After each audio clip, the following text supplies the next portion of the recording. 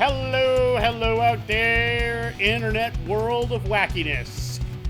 I am your bearded brother, Matt. That eggnog drinking fool is the bearded brother, Chris. I am a person. He is a person. He is not AI. I swear to you, he is a real person. Oh, if I was AI, I would be having a much better life right now. And we are your bearded brothers, and we are back here with you for yet another sports podcast. We got a lot to go over this week, and we are recording later than usual, so all of the games have kind of run together in our heads, so we apologize in advance that we're not going to be able to recall 90% of what we saw this week. And I mean, honestly, the Vikings game was on Thursday, and we really kind of stopped caring after that. Nah, I still watched the other games. I just don't remember them as well. I don't remember if I even watched them or cared enough to watch them. I think I watched the Browns game because I was interested in how Jameis was going to play. I watched some of them mostly because they were on Red Zone, and that's mostly what I watched. And it just, to be honest, I did end up out for a little bit. I napped through part of it, and it just ended up being one of those things where a lot of the games kind of went the way that I may not have predicted them to go, but most of them ended up kind of going in a similar vein that I kind of expected. Like, there wasn't a lot of crazy upsets. Now, some of the games were that came down to the wire. There was a lot of games that came down to the wire, but most of them ended fairly the way a lot of people expected them to, for the most part, I would say. More or less. Let's start with injuries, because then we've got some benchings and some trades to handle with, and some of the trades are a result of the injuries. So, first big injury, the Vikings have lost tackle, I believe he's the left tackle, Christian Darrisaw, for the season with an ACL-MCL tear, blocking at the end of the first half. Vikings trying to run it out of the end zone a little bit. They were backed up basically against the goal line. They wanted to get a little space. I think they just wanted to run the clock out before the half. Unfortunately, so it kind of looked like, yeah. Unfortunately, the way that the defender wound up tackling Aaron Jones, he wound up rolling up the side of Darrisaw's leg, back plant leg, and that's an ACL-MCL. So yeah, that hurts. That really hurts. I am not happy with that. Then, let me see here. Non-contact injury again. Stephon Diggs blew his ACL out. And he is now done for the season. Sorry, Stephon. You were actually doing halfway decent this season. Yeah, you were doing pretty decent. Thankfully, Nico Collins looks like he's coming back. Maybe. It also appears for the Vikings that both Dalton Risner and TJ Hawkinson are ready to go. That's what it sounds like. For this Sunday night. I believe they did say Hawk is confirmed to play this Sunday. I believe so. Yeah. The other major injury, the Jaguars' Christian Kirk. I don't know how long he's out. I have not seen a timeline on it. Either way. But he broke his collarbone. That is... Which I've broken that before. That typically, I think 4 to 6 weeks. But I think it's 4 to 6 weeks for a broken collarbone, which... This year we're in week 8, going into week 9, so 12 to 14? Towards the end of the season, basically. Yeah. He should be back in time for the playoffs. End of the season playoffs. If they're making playoffs. I don't think the Jags are making playoffs, but he could be back for the last couple of games of the season. Which, that's nice. Better than nothing. Yeah, better than nothing. Outside of that, there weren't... The only other injury that I could think of that is worth speaking of... Well, there are 2.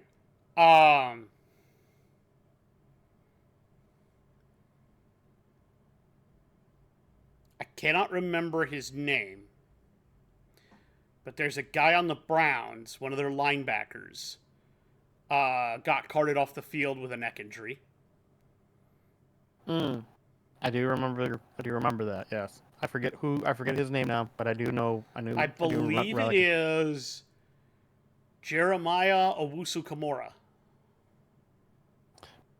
Couldn't tell you if that was the name or not.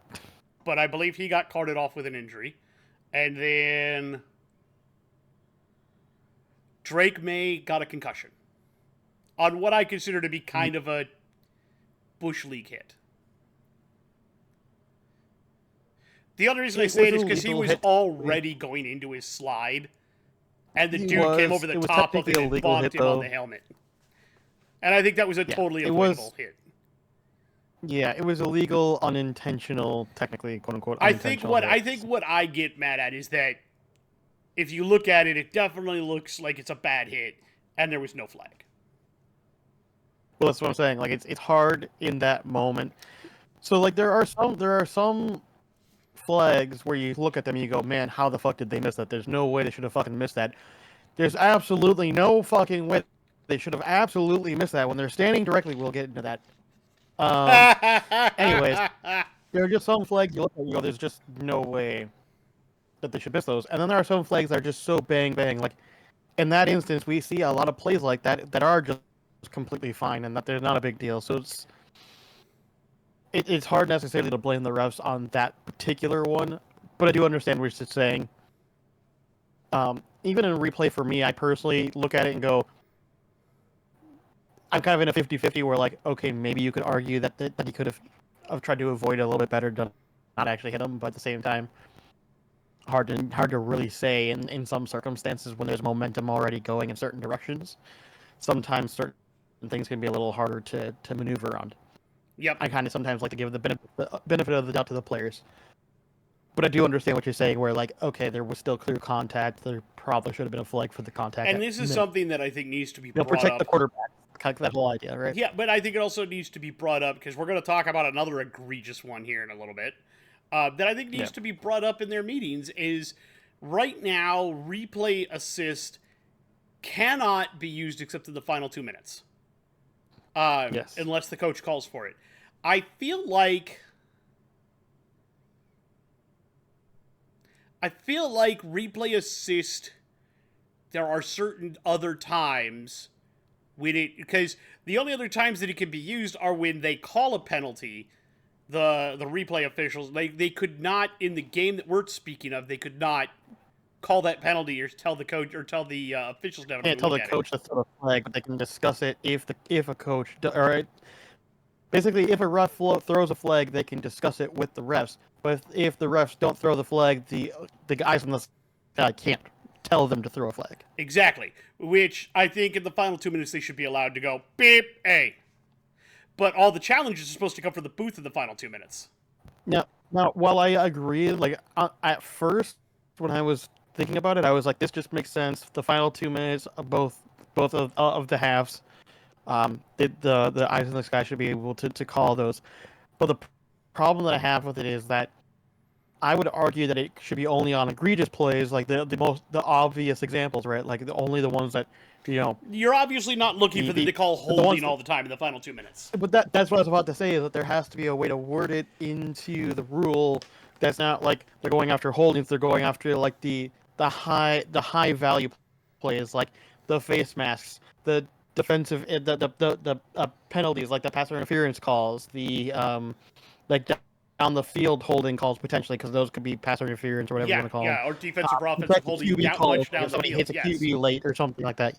Yeah, basically major roughing calls. the passer type shit too. That's what I was saying, roughing the passer, roughing the punter kind of thing. Yeah. So I feel like those. I agree. There's just gonna be a way to word that, because like while I agree there has to be a certain cutoff. Like they can't just, because then at that point you could argue that the eyes of the sky can just call holding on whatever they want, and then also now the refs have total control over who wins. And I get. You don't want to go that far. I get where you're coming from on that. Yeah. The obvious answer is to go to AI generated refs, but people don't really want that. Ooh. No one really wants that, because At least I don't want that, because I think to a certain degree, the as much as it sounds weird to say, the human error is part of the game. Once you start removing some of the human error, is it really a game anymore? The point is, at least then it's a fully level playing field because they would call everything. Yes, all the time. And then the players wouldn't be able to match up because they get holding plays all the time. Hold on. So then what we would have to do, we have to go to robot players, right? And then we No, have robot players. because the thing is that everybody says, and I'll make the argument to you, they'll adjust. You have to call the rule book, and people will adjust. I think you're not quite understanding what I'm saying, is that the way the rules are written right now, you would have to play a perfect game of football, which humans actually statistically cannot do. Like, the way that the rules are written, I think that would change the game in such a different way that it wouldn't look like football as we see it today. Not even That is anywhere entirely close to it. possible, which is why I'm against that idea. I'm just throwing Yes. it out there so we can already. No. Yeah, that's what I'm saying. Like, if we go down that road, we're talking about almost a completely different game entirely. Exactly, and we don't want that. Who wants that? No. Exactly. All right. Like, I think some assisting is fine, and obviously we keep, obviously some people were saying bringing in TV, bringing in the Eyes in the Sky in the first place was already too much. Bringing in the reviews from the Eyes and all, like Grandpa is actually one of those people. He hates, the instant replays and all that stuff. He just wanted it to be whatever was called on the field kind of thing. In his mind, it not only slows down the game, which you can make some arguments for to a certain degree, but he also is kind of one of those people that's kind of like the human error is part of the game. Well, and so my thing about the slowing down the game is they already had a bunch of that with TV commercial breaks in the game. Yeah. He didn't like that either, though. So he liked it before there was a lot of the TV breaks. You see what I'm saying? He's that old school. Yeah. I feel what he's saying, but that was something that was already happening anyway. Now we just gave it a useful reason. It was just coming down the road. We now have exactly. Now there's an actual reason for it. I get the idea of the human element as well, and at the same time, though, how many things might be different if we had a replay back in the day? And that's also the point too. Like, how many things would play out differently? That's just the way it is. Yep. Anyway, so it's an interesting discussion regardless, because there is a certain point where you start wondering how far down this road do we go before it does turn into the AI generated or the AI refs or whatever, right? Like, I do worry about that, to be honest, but we'll see. So, benchings. We've had 2? Really? One kind of isn't a benching. I think so. So the first benching is Anthony Richardson will not be starting this Sunday night for the Colts. They are going to start Wacko Flacco. Big Dick Joe Flacco. And Joltin' Joe. Let him go out and do his thing.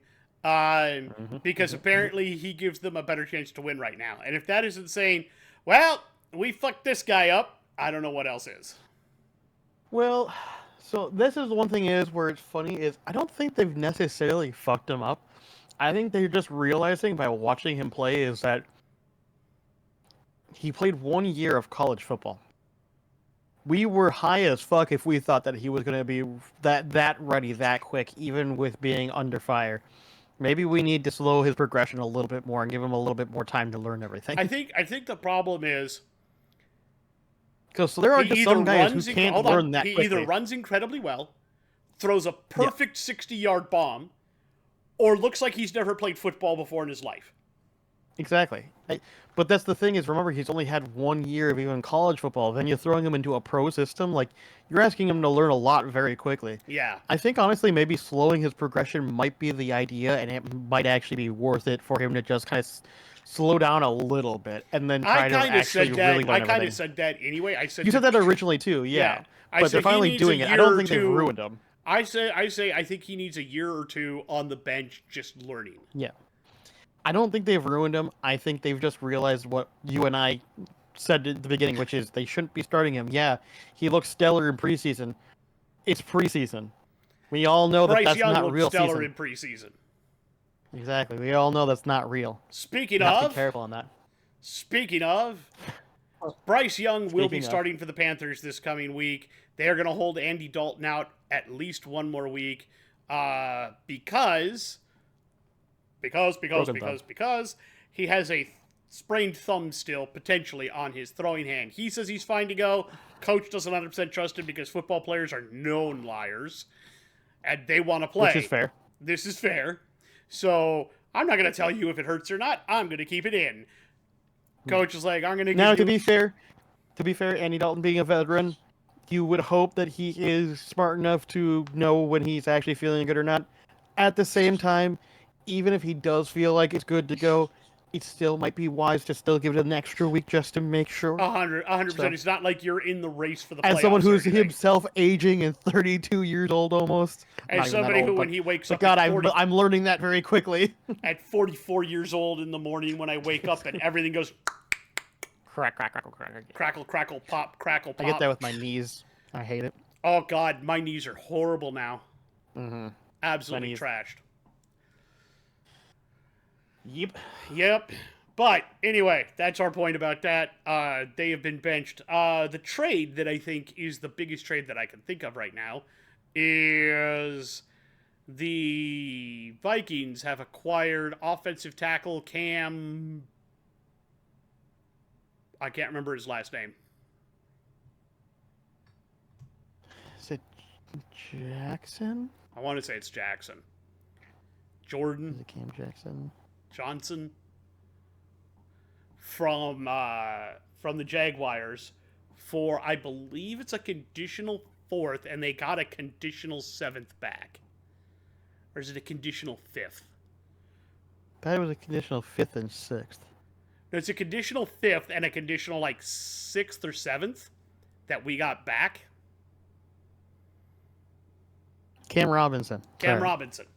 And we sent them a conditional, I want to say 5th, that could become a 4th with playing time. Sending a conditional 5th round draft from 2026 to Jacksonville. 2026 7th rounder. It's a conditional 7th rounder. If... based on playing time, that draft pick can go away from us. We can lose it. The trade is also fascinating because the Vikings could be eligible for a compensatory pick in 2026. Yep. If Robinson departs in free agency 4.5 months from now. Yep. Which they're probably going to let him walk. So that's why it's not technically considered a conditional pick because it's a compensatory. Well, there is a conditional pick attached with that 7th. There's a condition on it that it would go back to them. It says it is with the 5th, but it doesn't say it is with the 7th for some reason on here. The one that I saw said that the 7th is conditional based on playing time. If he plays enough, that'll go away. And then if he does not re-sign with the Vikings, we'll get a compensatory pick from the league. No. Which is different than the 7th. But, yeah, we got him so that we could try to replace, maybe not replace, but fill in for... Mostly fill in. It's not replaced because we all know that Darisaw comes back once. Way better than Robinson. He's one of the best tackles. Yeah, Robinson is Robinson's a starter, just a starter. Yeah, I would say that's what he is. He's a starter. He's a starting level left tackkel. Yeah, he is not a which means superstar he's a good, like Darisaw. Which means he's a good. I was gonna say, which means he's a good level starting left tackle, but he's not a superstar like Darisaw. Yeah. So. Excuse me. That is the unfortunate ultimately, part, but yeah. He's probably only here for the remainder of the season and probably be gone. The good news is that, I want to say $7 million of his deal is being still taken up by Jacksonville. Yes. We're only paying $2 million for him. Yes, we still have some cap room if we still want to make some trades at the last minute. We would still like to make some moves with, yes.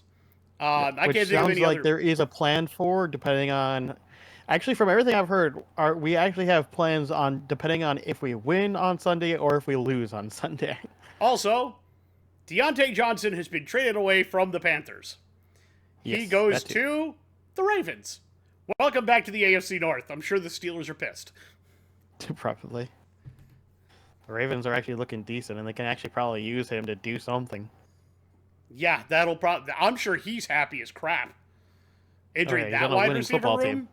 Bateman. He's on a and winning football team with Bateman, Lamar Jackson. Flowers, Lamar throwing me the football. Yes, please.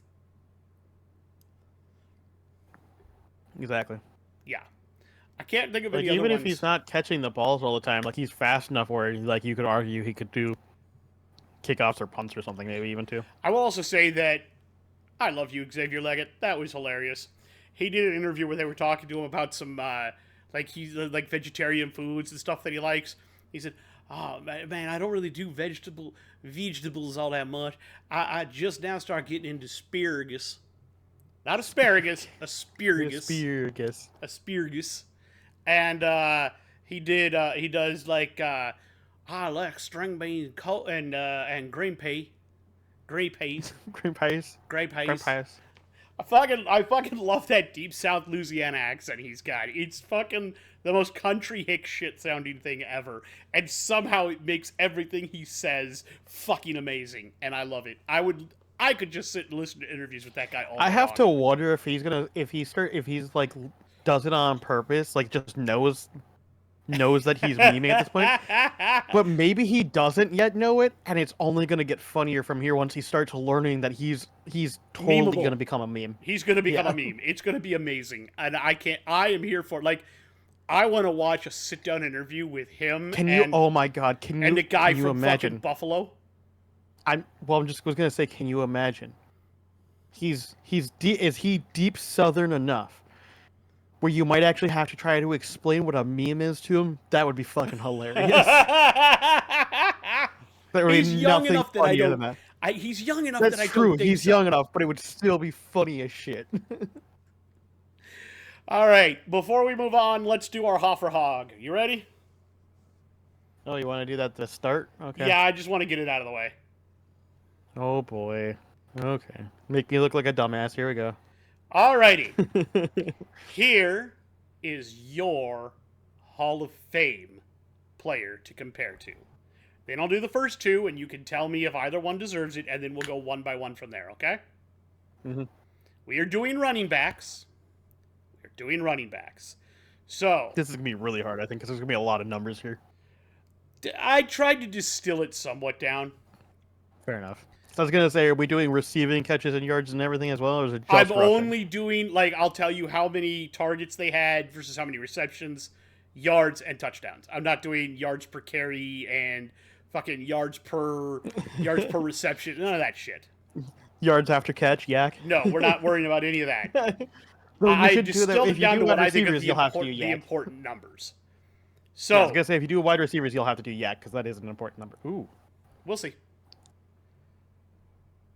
That's not that might good. have been nasty. Punter down. Uh-oh.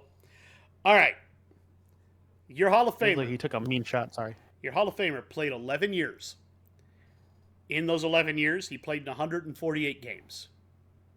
He carried the ball 3,028 times for a total of 12,246 yards. Sorry, the way he landed on his back leg when he landed, he like completely crumpled on his back leg, on those planting leg. He had 80 touchdowns. He had 433 receptions of 580 targets for 3,364 yards and 11 more touchdowns. He was a 4-time Pro Bowler, a 1-time All-Pro, and a Rookie of the Year. And that is your Hall of Fame stat line. In fact, he's the most No recent. Super Bowl? No Super Bowl. Oh, okay. Interesting. Okay, that's an interesting gauge to start with. Yes. All right. Player number 1 played 15 seasons. In that time, he played in 184 games. He carried the ball 3,230 times for a total of 14,918 yards and 120 touchdowns. He caught 305 passes of his 424 targets for a total of 2,474 yards and 6 more touchdowns. He is a 7-time Pro Bowler, 4-time All-Pro, one-time um, one-time MVP, one-time Offensive Player of the Year, one-time Rookie of the Year, and one-time Comeback Player of the Year. Player number 2 played 16 seasons, played in 241 games, carried the ball 3,735 times for a whopping total of 16,000 yards exactly, and 81 touchdowns. He caught 484 of his 697 targets for 3,985 yards and 15 more touchdowns, and is a 5-time Pro Bowler.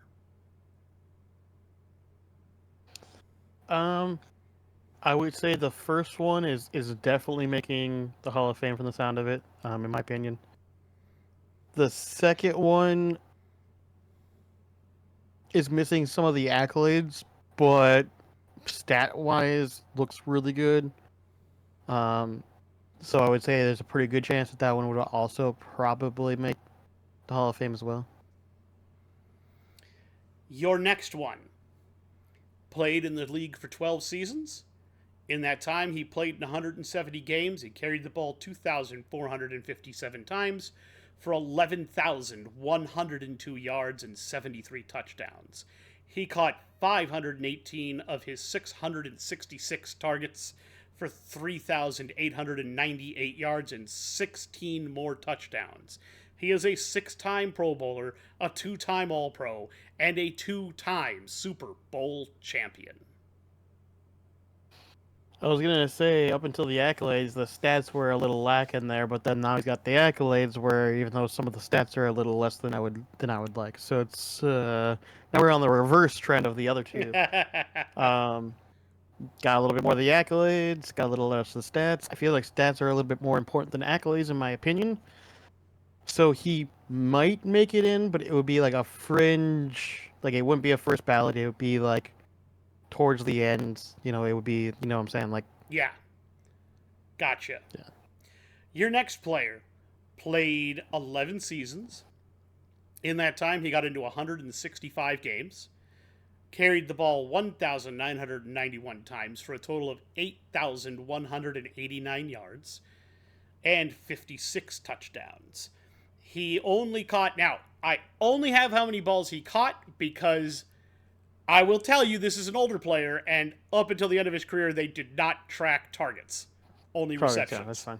Yeah. So he caught 566 passes for 4,911 yards and 17 more touchdowns.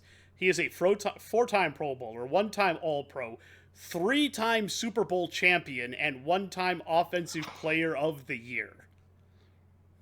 That hurts so much, too, because those stats are not very good. I was going to say dog shit. They aren't dog shit, but they are not good stats.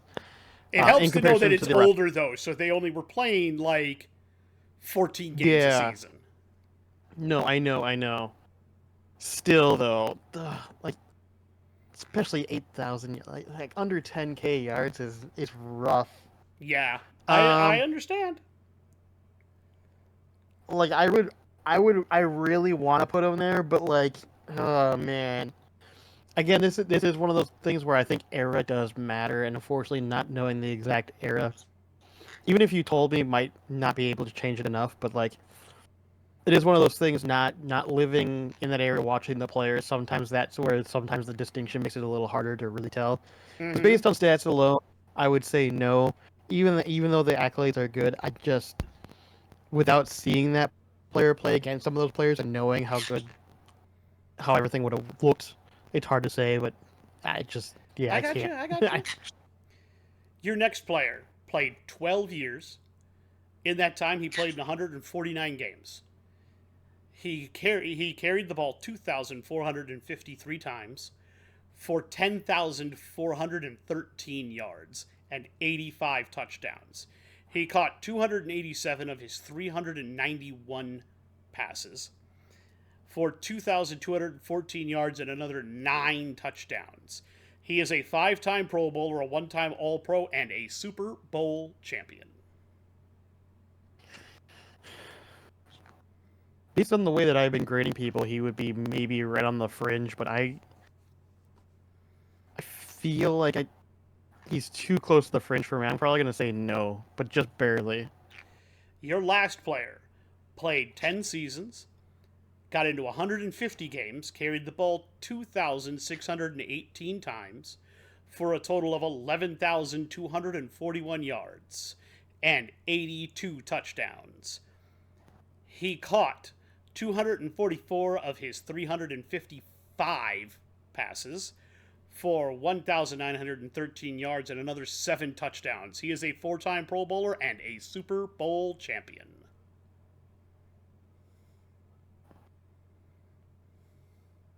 I'll say yes, but like right on the edge, maybe. Like, it's real tough, but like definitely not first ballot, not with those numbers, but like definitely possible to make it on for sure. Your Hall of Fame player was the Edge, Edgerrin James. Okay. The first player that you said absolutely yes to. All day Adrian Peterson. Of course. The next guy that you were a little more concerned with, Frank Gore. Okay, fair enough. The next one where you were like, that's right on the edge for me. With his 2 Super Bowl championships, LaShawn Shady McCoy. Okay. The first guy that you said no to with his 3 Super Bowl championships. The guy right behind Joe Montana, Roger Craig. Listen, Next there's a guy. reason why I hate to be that guy. There's a reason why I don't know that name as well as I know Joe Montana's name. Yes, there is. The next guy that you said guy. no to because he was too fringe for you is responsible for the Beast Quake, Marshawn the Beast Lynch. I always had a problem. Like I never thought he was a bad running back, but I just never. I think he only had like those 2 to 3 really good years, and that was pretty much it. Yeah, kind of, yeah. And he shared a backfield for a while when he was in Buffalo with another guy, Fred Taylor. It was Fred Taylor. It was something like that. Fred Jackson. I think so. Yeah. I thought it was Taylor, but it was something like that. And the last guy that you said yes to, but he's probably getting in at the end, Corey Dillon. Really? Yep. God damn. Not would have been my first guess. Tell you that. That's why, like, I knew you were going to say yes to Peterson and Gore. Like, those two, I 100% knew you were going to be like, yeah, they're getting in. I'm still amazed Gore had fucking 16,000 yards and only made it to 5 Pro Bowls and never got any more accolades. Do you know how stupid that is? Yeah, that's crazy. Yeah. So that is our Hoff or Hog for this week. I will try to figure out, I'll probably do wide receivers or something next week. Okay. So. All right. You ready? You ready to review? That one, because yards after catch could be a really big important one on that one. I said you might have to do yak yards on that one because yards after catch can be important for wide receivers. It might be, yeah. Yak might be just as important because how many of the yards did you get after contact or after the catch? Exactly. Because that's like I almost did that with the running backs, but all that proves is who's a power back and who's good at avoiding shit. Yeah, at that point it doesn't really necessarily matter, but yards after catch is kind of important. Like, was your quarterback throwing you the ball? How good is the route running? How good is Was the quarterback throwing you the ball? Ran down the sideline and threw you the ball. You know? Yeah. All right. You ready for this? Yeah, I guess. I will go ahead and I will get started this week. Let's talk Vikings at Rams. We both picked the Vikings. We're both wrong. Rams win 30-20. But I'm a little pissed because there was at least one penalty that should have been called and one penalty that should not have been called. I can tell you there was a lot more than on both of those numbers in general. But yes, there's two major ones there. One that I'm really well, I don't know which one you're pissed at that should not have been called. I'll tell you the one that Oh, I there's a did. lot of them. The one that I got, it was in the first half. I don't remember if it was first or second quarter. Vikings were trying to quarter. third. It was the one. 3rd and 7. Vikings are trying to get off the field, and they break the pass up. This is not a pass interference.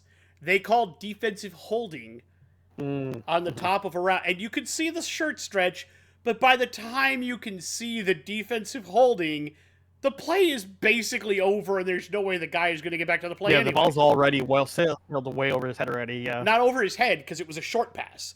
So he was. I thought it was the one that was. There was another one that was over a head that was like very similar. Yeah, but that one was called pass interference on Gilmore. Yeah, and which was also bullshit. Yeah, but that one Gilmore didn't get his head around, so I kind of get that one a little more. So over still. Ball, I don't think it was catchable either, but no, not even close. Yeah, so the one that I'm talking about was the one which like the series before that got them the first down. They threw it short to the guy. It got knocked away. At the top of the route, you can see that he yanks the shirt a little bit, but by then the ball is already thrown.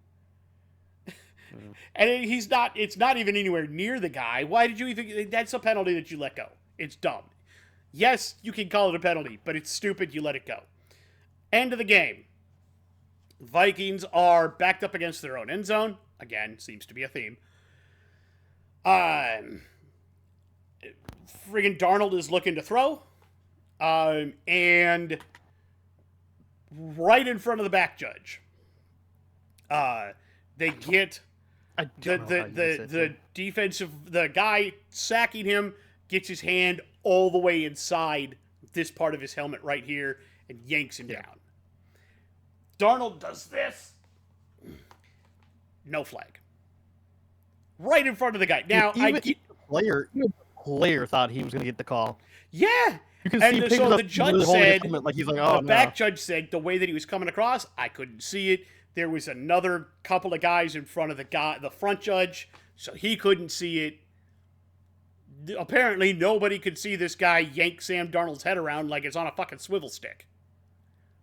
Dude, what made it even worse is there was a picture that came out from one of the photographers that happened to be standing behind the judge, the head judge that was watching it. And you can see it clear as day. You can see that it's happening, yeah.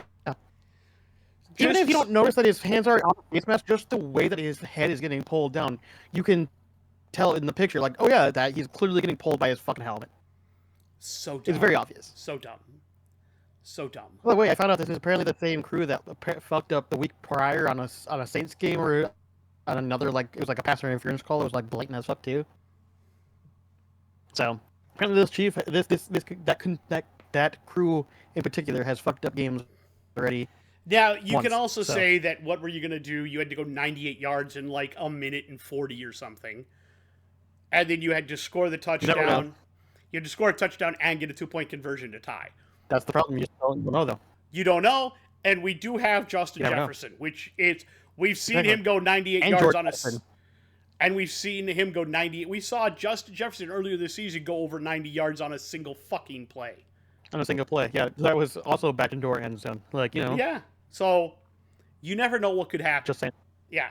You never know. That's such a dumb argument. On top of that, like, now I can make the argument that, you know, our defense did not play well. I think that they didn't. No, it did not. They didn't play that particularly well. They got flagged, and again, clearly both the offense and defense picked up just stupid, ignorant flags. Yeah. But so here's the other thing I also want to point out to you. So there's a couple of things that factor for me. One, at the end of the first half, losing there is a bigger loss than I think people think it is. God, that's huge. A major loss. Like, if you notice that entire second half, that entire side of the offensive line was getting bullied over and over and over. Yes. Over again. Sam Darnold did not have nearly as much time to throw in that pocket. No, he did not. So we were already playing from a disadvantage because of that. Secondly, you had the refs who are clearly not playing well themselves either, on both sides, I think, in my opinion, to be honest. And then, on top of that, you have a Brian Flores defense that clearly did not come into the game prepared for Cooper Kupp and Puka Nacua both I to was be going to back say, for the I Rams. don't think I think maybe they had planned for I don't think one they of game them. planned for that at all. I think they game planned for one of them, which was supposed to maybe be Yeah. back. And then both of them are back at the same time. I think it was it Cooper that was supposed to maybe be back this game? Or was it No, Puka? Kupp was Puka Nacua was actually early Nakua. in the week was cleared. Yeah. And it So was we Kupp thought that was game. Nakua would be back, so they probably game planned to have him back. But then Yeah, all of a sudden Kupp was game day. Cup got cleared game day, and we were not prepped for that at all. No, and it's obvious. You can It was see it. very You can obvious. see the way. 100%. And on top of that, this is also people have been saying that Rams might be sellers. No, not even close. Like if you watch the way they play that game, if they had lost that game, when they have all the pieces, that offense cooks. yeah. But if they had lost that game, maybe you talk about them being sellers, yeah. But no, when they've got everything back right now, no, they're not going to sell shit. No reason to.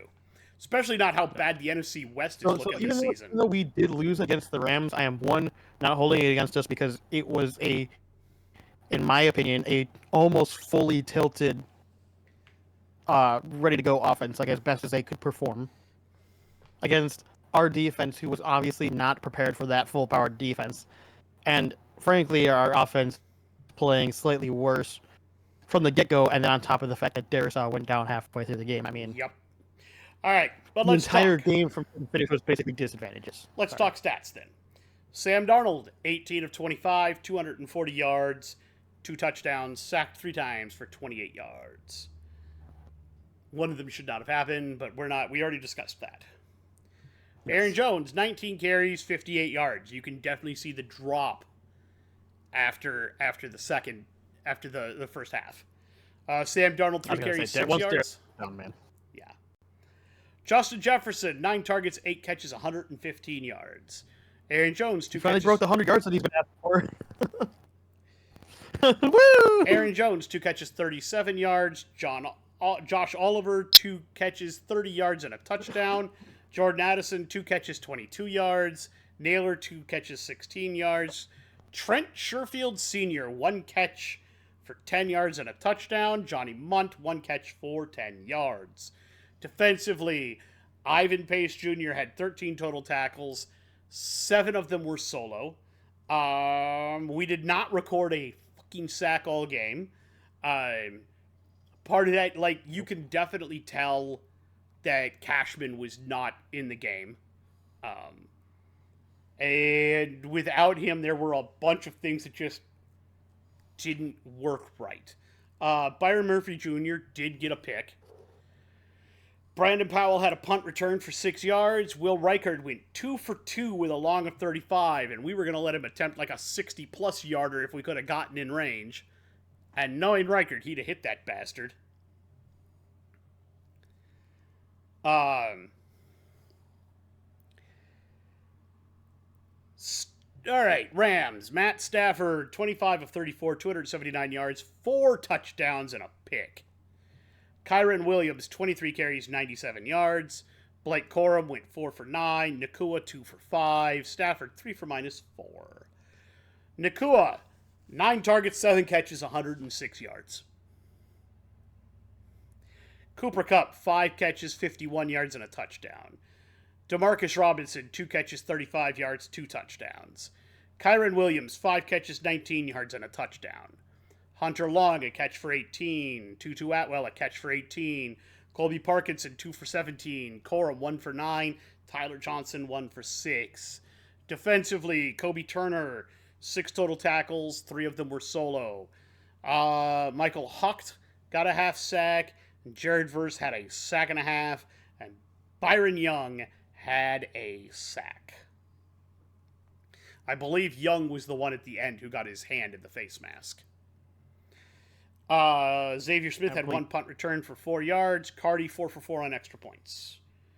That's pretty much the game. And we've already discussed how we feel about that. We feel very crappy. We are both very upset. As you can tell, I could have kept going for probably another hour or so on that entire subject. Yes, we probably both could have. All right, your turn. Do whatever game you want. I don't want it, but okay. Do whatever you want now. We've gotten the really shitty one out of the way. I mean, there's still more shitty games, but There is still more shitty games, I unfortunately. don't think we're going to have as bad as of opinions about them. No, probably not. Probably not. I mean, there's one that you might have strong opinions about still, but I don't know if that's the case or not. I don't know, maybe. I'm not sure which one you're talking about. I don't know. By strong opinions, it might be just any opinions, because strong opinions is maybe a strong word for you. What I'm going to talk about, the Ravens at the Browns, because I was actually interested in this game So was I. for one reason and one reason only, because the Browns' starting quarterback wasn't Deshaun Watson. It was not. It was, in fact, Jameis Winston. Go ahead and tell us the score. I was just curious to see how you went. So the score was 24-29 in favor of the Browns. The Browns did beat the Ravens, which And I think, did not anticipate. We both picked the Ravens. I think I remember you saying there's a shot that Winston can beat the Ravens, but I just don't think it's enough of one. And then we saw not only did the offense play better with Winston, the entire team seemed to feel themselves. Our team seemed to play better. Yeah, they seemed to be more happy and energized. Well, here's the funny thing. From everything I've heard, and I remember telling you about this before. I think this was like, what, week 1 or 2 I talked about this? I'd have to go dig it up. But Jameis Winston was on the Pat McAfee show and talking about, like, not worrying about playing or anything, just being like, listen, I'm just here for the guys, and I'm here to motivate as best as I can, and I'm going to do my job, and I'm going to work hard, and I'm going to do all the right things. Well, as far as I can tell, based on the way the team is responding to him being the new guy behind center, it sounds like that's exactly what happened, is that he was motivating his team around him. People like him. People want to play hard for him. The defense plays better because they want to play better for Jameis. The offense plays harder because they want to play better for Jameis. It's clear that the locker room likes Jameis Winston. Like, I feel like we talked about this in week 1 or 2, and I don't know why it took them so long to understand that sometimes it's not necessarily about who has, quote-unquote, the most talent. Sometimes it's about who is making the locker room work. And that sometimes is more important. And we've seen this in other cases as well. Off the top of my head, I mean, as weird as to point out another character like that, in my opinion, is Case Keenum. Like, he's never considered a talented quarterback, but if he can get a locker room behind him, he can play a lot better because the guys around him want to play better for him because he's just a good dude. But with that being said, let's go ahead and look at stats. We're going to start with the Ravens. Lamar Jackson, 23 of 38, 289 yards, 2 touchdowns, no picks. Rushing, Derrick Henry, 11 for 73, 1 touchdown. Not exactly one of his better games. 11 attempts for 73 yards isn't bad. You'd like a little bit more, but maybe that's just because, like, this might be just high standards because, it's Derrick Henry. We expect more out of you. Because, 11 attempts for 73 yards. That's still an average of 6.5, almost 6.5 yards per play. Like, it's still really good, to be fair. Yes. Lamar Jackson, 8 for 46. And now we're looking at receiving. Isaiah Likely, back again, 4 for 47. Mark Andrews, 5 for 36 and a touchdown. Nelson Aguilar, 3 for 36 and a touchdown. Rashad Bateman, 1 for 28. And Save Flowers, 7 for 115. Kyle Hamilton did force a fumble, so we'll get to that at some point. No interceptions. Kyle Hamilton did get a sack, so I assume that's what the forced fumble's on, probably. Tavius Robinson had half a sack, and Yannick Ngakoue had half a sack as well. Why the hell? I am so confused by this.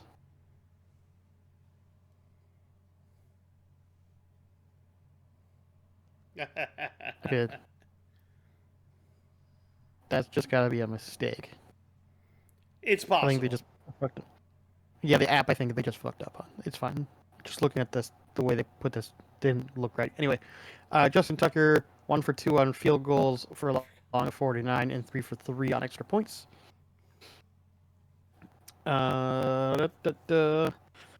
Chris Collier, I believe, had 6 kickoff returns for a long of 24. And Tylen Wallace had a 1 punt return for 10 yards. So let's go ahead and swap over to the Browns. Take a look at their stats real quick here. There we go. Jameis Winston, 27 of 41. Not your best start off, but hey, he is a little bit more of a gunslinger, so I guess it makes sense. 334 yards, 3 touchdowns, no picks still, so that's still good. Rushing, we have Deontay Foreman, 5 for 26. Nick Chubb, 16 of 52. Talk about somebody you really want to be doing a little bit more with those numbers. That's not quite good enough. Granted, still, I think, second week back, so we're getting there, but not a great start. Receiving, Cedric Tillman, 7 for 99 and 2 touchdowns. David Njoku, 5 for 61 and a touchdown. Elijah Moore, 8 for 85. Jerry Jeudy, 5 for 79. It's funny how we talked about the guy that just got traded by the Browns. At Buffalo Cooper. now, right? Cooper. Yeah, but was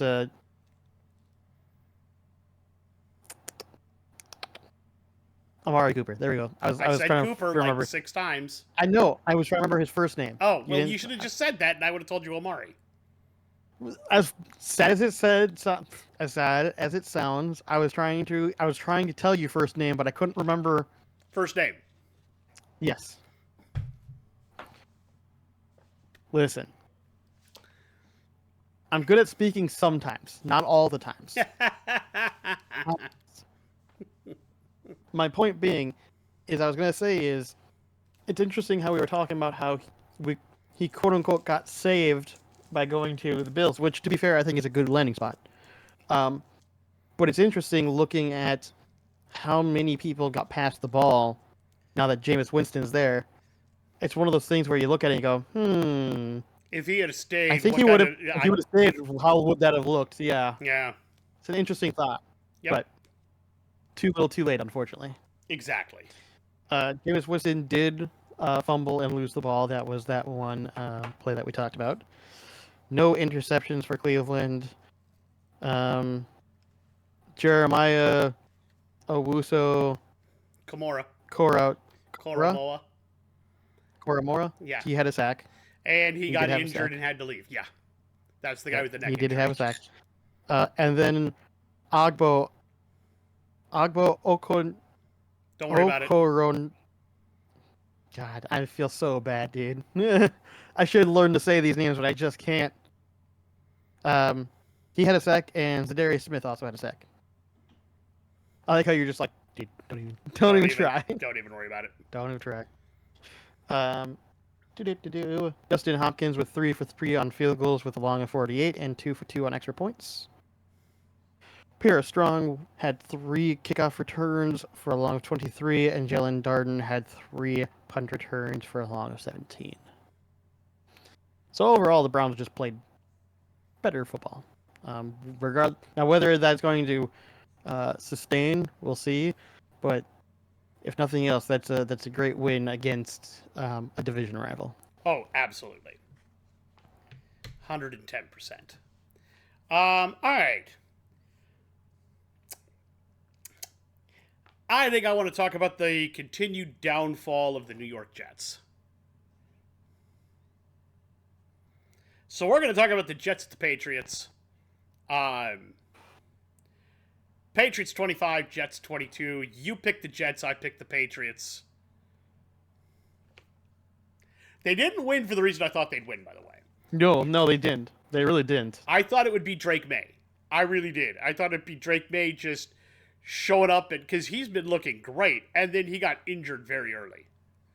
I mean, they still kind of won because of Drake May, but we'll get into it. True. All right. Looking at the Jets first, Aaron Rodgers went 17 of 28 for 233 yards and 2 touchdowns and got sacked once for 9 yards. Look, that is not a horrible stat line. but it is not what we're used to seeing from an Aaron Rodgers stat line. I think this is the new Aaron Rodgers stat lines, which is I'm old and can no longer elevate a team the way I used to. Which is kind of sad, but there it is. It is what it is. Brees Hall ran 16 times for 80 yards. Braylon Allen, 12 for 32 and a touchdown. Receiving wise, Garrett Wilson, 5 catches, 113 yards. Devontae Adams, Oh, no. 4 catches, 54 yards. Did he actually do the thing? Tyler Conklin, 3 catches, 42 yards and a touchdown. Jeremy Ruckert, 3 catches, 14 yards. Brees Hall, 1 for 9. Xavier Gibson, 1 for 1 and a touchdown. Do I want to know? He did the thing.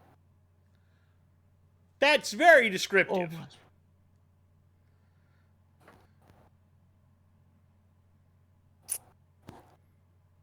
so the Jets are playing right now, for anyone who is unaware. This is when we're recording this. This is the Jets, and the Texans are actively playing. The Jets just got a touchdown, or so we thought. The guy that was running in the ball did the exact classic thing you're not supposed to do. Held it out like a loaf of bread and dropped it before he crossed the end zone? No, he didn't hold it out. He did the classic, because he was so far ahead of everyone else, he dropped the ball on the ground too early before he crossed the plane. You remember there was that, I forget what that one dude's name is. Oh, yeah, no. Yep, I know exactly what you're talking about. Yeah, he just did it. And the Texans recovered it, and so now the Texans have the ball on their 20. Yeah. So as you were talking about the downfall of the Jets, go on. I guess I've just added fuel to that fire. You did. Brees Hall and Joe Tippmann both fumbled. Thankfully, Rodgers and Conklin were there to pick both of them up. Defensively, Jamian Sherwood had 11 total tackles, 6 of them solo. Quinnen Williams had a sack and a half. Javon Kinlaw had half a sack for 2 sacks. They did not have any interceptions or kick returns. Xavier Gibson had 4 punt returns for 71 yards with a long of 40. Zuerlein, 1 of 2 for 29 yards on field goals and 1 of 2 on extra points.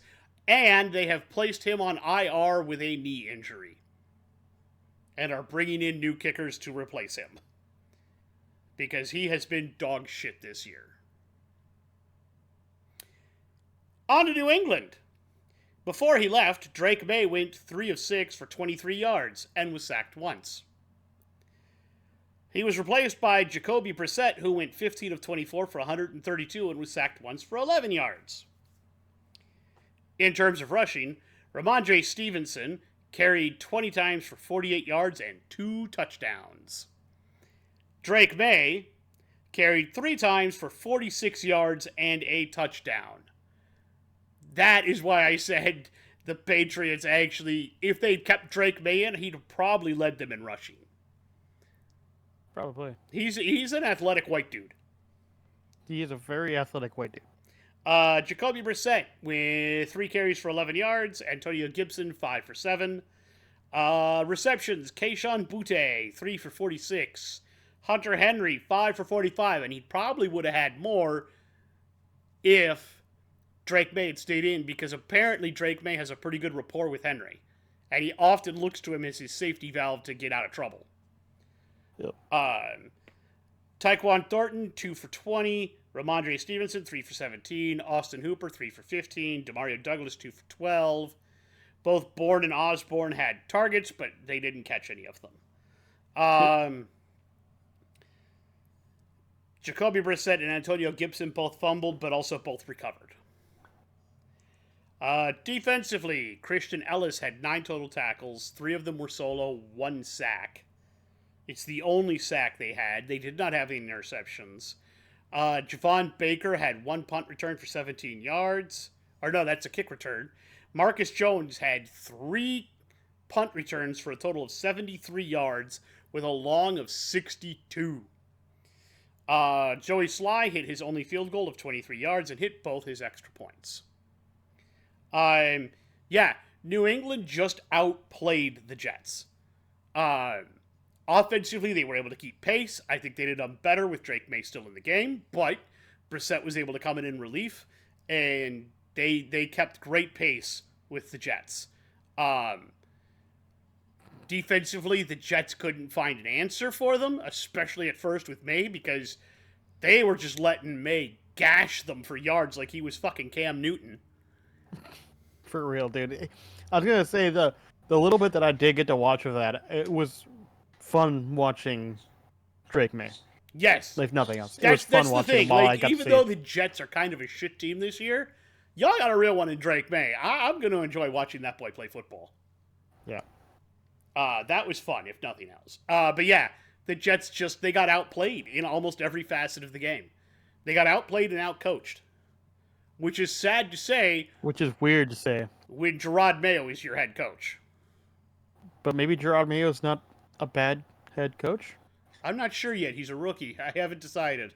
Still hard to say. I mean, he's had some rough games, but they've all been fairly competitive at the same time. A lot of his games so have been very competitive, so it's hard for me to really be, like, really negative on that. Exactly. Based upon, like... Oh. Well, that may have been a pick six. We'll wait and see. Good Sorry, Lord, go that on. bad? Rogers may have thrown a pick six just now, yes. All right, your turn. Oh, okay. Let me check which game I want to talk about next. Oh, by the way, before we get into this, let's go ahead and throw a prediction right here. While the game is still at 0-0, more or less. Well, more or less. May have just been a score. Yeah, but more or less, we don't know yet. Texans at Jets. We're both taking the Texans, right? Oh yeah, of course. That I wanted. Though I will say the Jets' defense has been smothering Stroud so far. So to be fair, I still wanted to get it in there. Yep. Because otherwise we'd be cheating. Fair. All right. Now, what game are you going to talk about now? I think I'm gonna talk about the Bears at the Commanders. That's a good one. Commanders win 18-15. I think we picked the Bears, didn't we? No, you picked the Bears. I picked the Commanders. To be fair, the Bears were playing well for most of the game. The Bears overall were playing well. Caleb looked like ass. No, Caleb looked like ass. Yeah, no. I meant as in like the defense. He actually got it together in the second half. Yeah, the Bears I meant as in like mostly to be like their defense, not offense, sorry. Their defense played quite well, actually, for the most part. Until the very end. That was unfortunate. We'll get there. So Caleb Williams, 10 for 24. Oof, 131 yards. No touchdowns, no picks. So, I mean, could have been a lot worse, to be fair. Could have been. Glad it wasn't. A lot worse. Caleb Williams, 9 for 47 for rushing. DeAndre Swift threw everyone on his back, 18 attempts for 129 yards and a touchdown. Rome Odunze did also rush the ball twice for 13. And Roshan Johnson, 2 attempts for 6 yards and a touchdown. There you go. Why not? Why not? Receiving, we have Cole Kmet, 1 for 14. DJ Moore, 2 for 27. Keenan Allen, 2 for 39. Rome Odunze, 3 for 41. And moving on. Caleb Williams did fumble and lose the ball. Unfortunate. Let's look at the defense here. Any sacks? Yes, we do. Montez Sweat had a sack. TJ Edwards also had a sack. and that was it. Kicking. Let's look at kicking. Cario Santos, 1-for-1 on extra points, and that was it. DeAndre Carter had 3 kickoff returns for a long of 31 words. He also had 2 punt returns for a long of 7. So, I mean, not horrible. I mean, Caleb didn't play very well, at least as far as throwing was concerned. But overall, not horrible. Like, the rushing game, at least, was doing things. Yeah. But let's look at the Commanders. Let's see how they did.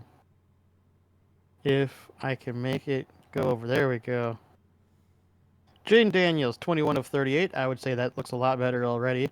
326 yards, 1 touchdown, no picks. Austin Eckler, 7 rushing attempts for 52 yards. Brian Robinson, 16 for 65. Jaden, 8 for 52. Not bad. Receiving, we have John Bates, 1 for 20. Noah Brown, 3 for 73 and a touchdown. Terry McLaurin, 5 for 125. And Zach Ertz, 7 for 77.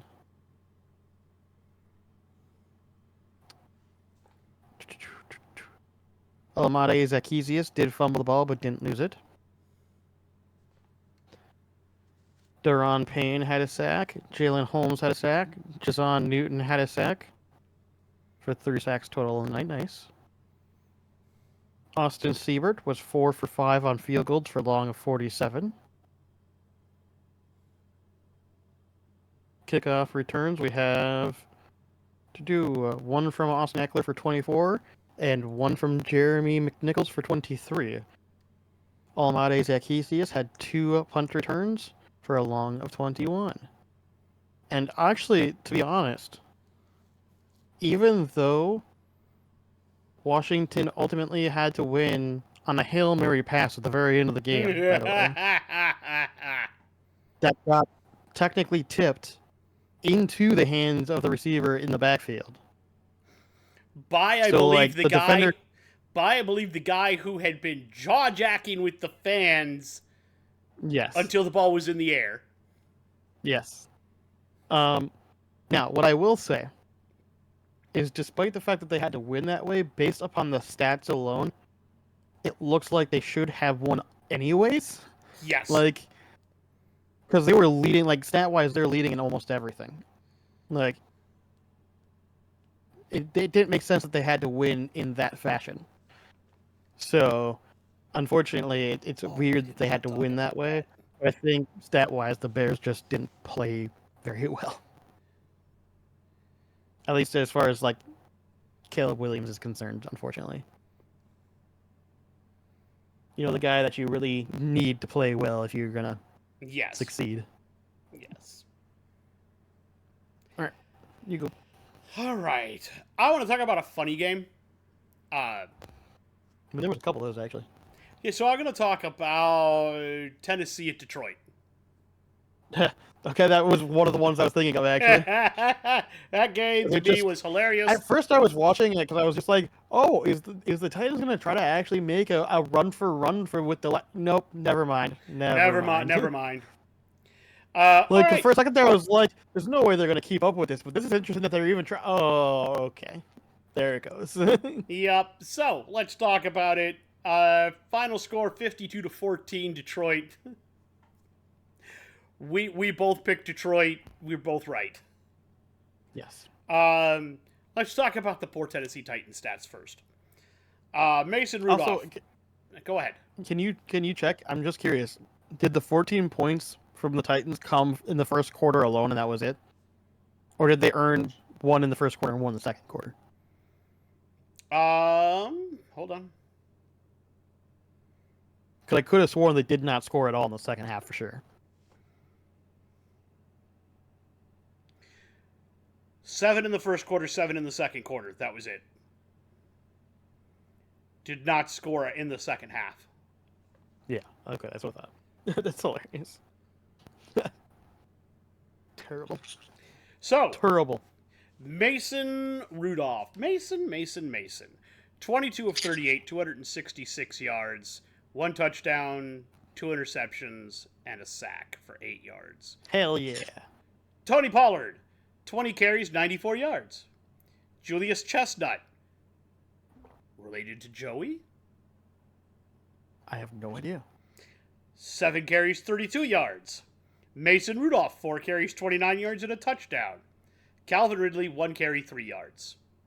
Receptions, Calvin Ridley, 10 receptions, 143 yards. That's what we've been expecting out of Ridley. It just took them to get rid of D-Hop to do it.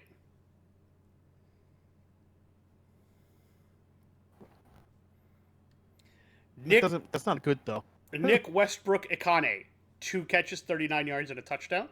Josh Wild, 2 catches, 33 yards.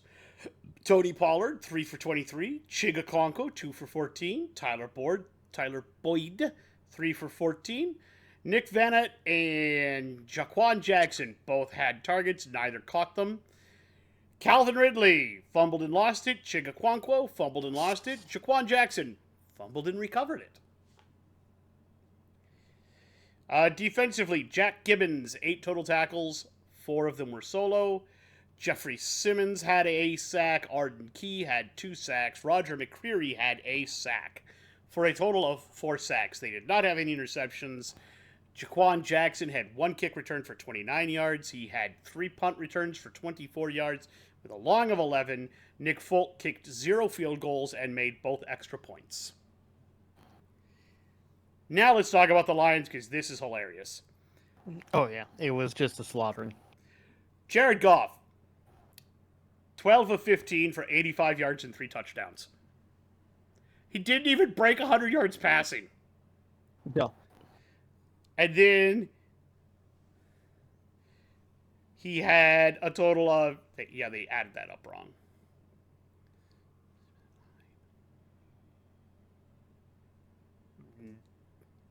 $94, not 61, you dummy. He did get sacked 4 times for 33 yards.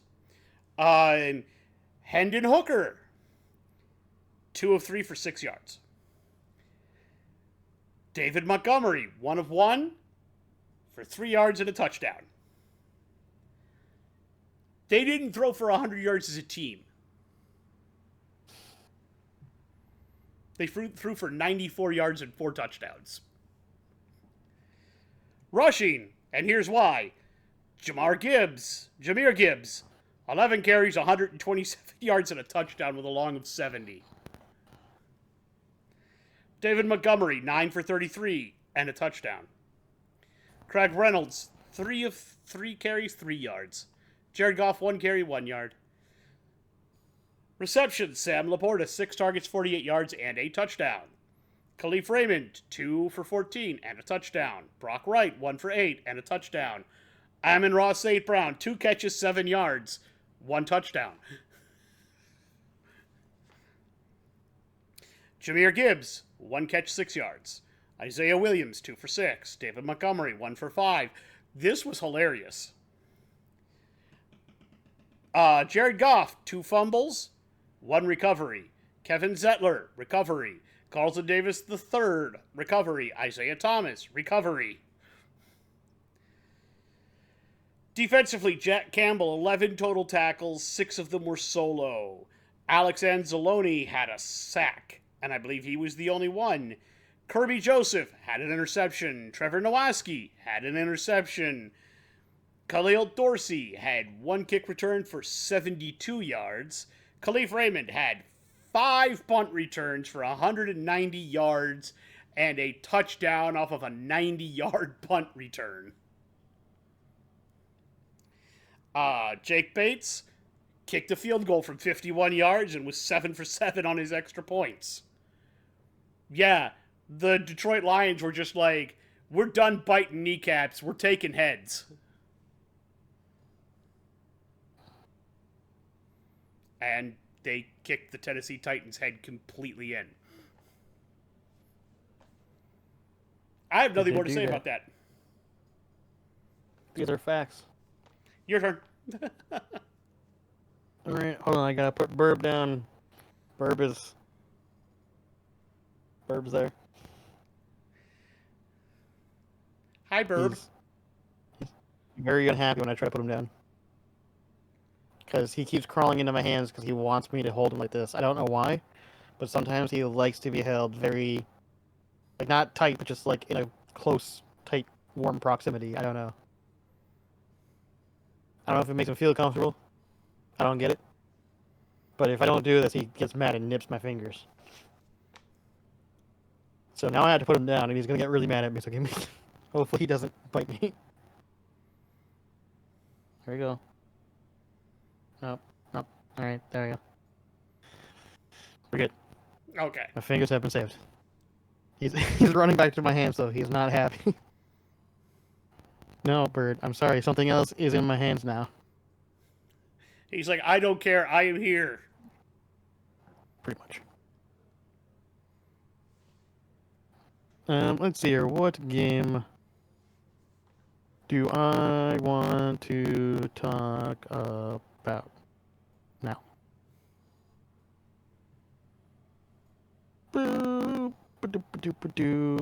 Let's talk about the other absolute smashing that happened. Why not? Buffalo at Seattle.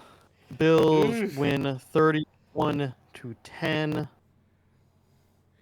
I'm pretty sure we both picked the Bills in this We game. did. If I We recall. both picked the Bills.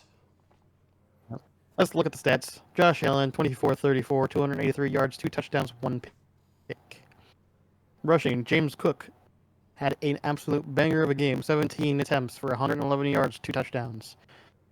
Josh Allen, 7 for 25. Ray Davis, 6 for 29. Receiving, Dalton Kincaid, 4 for 31 and a touchdown. Dawson Knox, 2 for 50.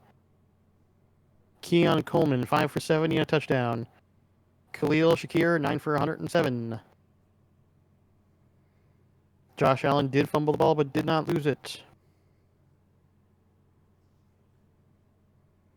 Austin Johnson had an interception.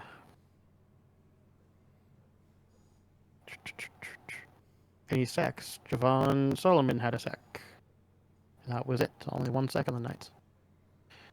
Kicking. Let's see here. Tyler Bass, 1 for 1 for a long of 27 and 4 for 4 and extra points. Kickoff returns. Ray Davis, 2 returns for a long of 26. And Brandon Corrington had 3 punt returns for a long of 12. Overall, Buffalo just played good on the ground. They played good in the air. They just kind of dominated the field. And their defense pretty much made it so the Seahawks couldn't do anything. So let's talk about Seattle. Geno Smith, 21 of 29, actually. It's actually really good. 212 yards, but no touchdowns and 1 pick. Rushing was their downfall. Geno, 5 for 16. Kenneth Walker III, 9 for 12. Zach Charbonnet, 3 for 4 and a touchdown somehow. Receiving, Jackson Smith and Jigba, 6 for 69. Kenneth Walker III, 4 for 33. A.J. Barner, 2 for 34. Laviska Shenault Jr., 1 for 10. Noah Fant, 3 for 22. And Zach Charbonnet, 3 for 20. Fumbles. Connor Williams fumbled but did not lose it. D. Williams did fumble the ball and did lose it. Geno Smith fumbled the ball and did not lose it. Josh Job, don't know which one it is, had an interception for 33 yards. And let's look at their defense. Any sacks on the night? It says there's 1, but I don't see it. Who's got the 1? It says there's 1. Is no one accredited on? Unless I'm blind, it looks like no one is actually accredited on my list as to who got it. In fact, it says there's no tackles for losses, and it says there's somehow one of those as well, which would be the sack. I don't know who's credited with the sack, but somebody is credited with a sack that's not on here. So we're gonna move on from that. Kicking, Jason Myers, 1 field goal for 38 yards and 1 extra point.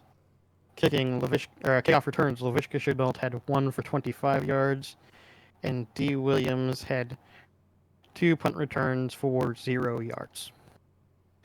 So overall, Seattle's offense looks like they somehow were moving the ball, but then, like, I don't know if they were turning it over or if they were just like constantly getting it to like halfway at the field, punting it or not. Because it just seems like, based on their numbers, they should have been able to score more, but they just didn't.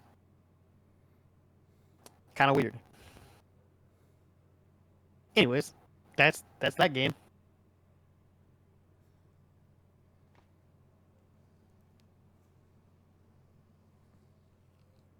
Texans may have finally actually scored a touchdown. Finally. This time an actual real touchdown. Not one of them fake touchdowns. All right. This time, I'm going to talk about a fun game myself. This was kind of another blowout in a weird way.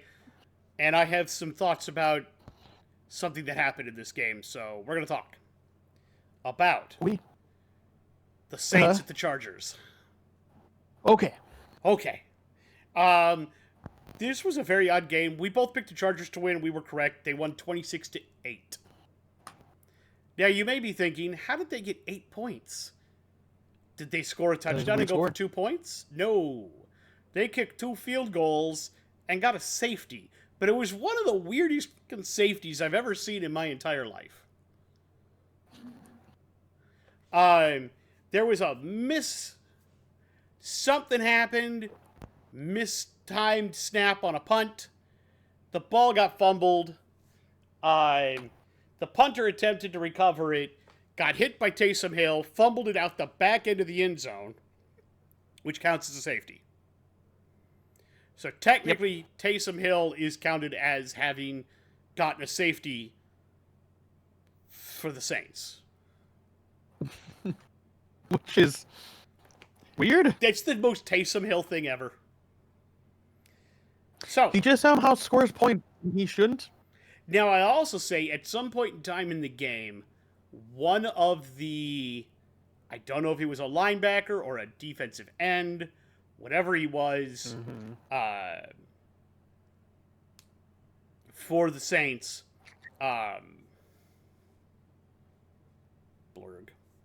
Herbert threw the ball, and this guy was still wrapped up on his leg, trying to fucking Gator roll him.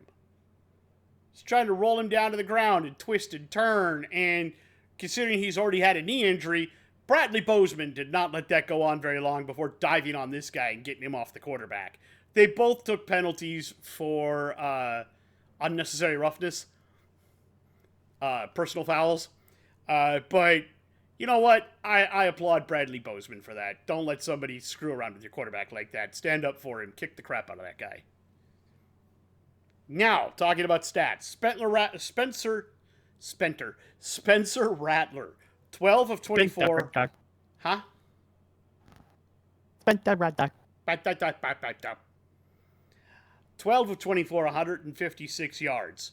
No touchdowns, no interceptions, 3 sacks, 16 yards. Exactly 50%. Jake Haener, 9 of 17. Almost exactly 50%. 122 yards, no touchdowns, no interceptions, 2 sacks for 16 yards. Look, they're the same player.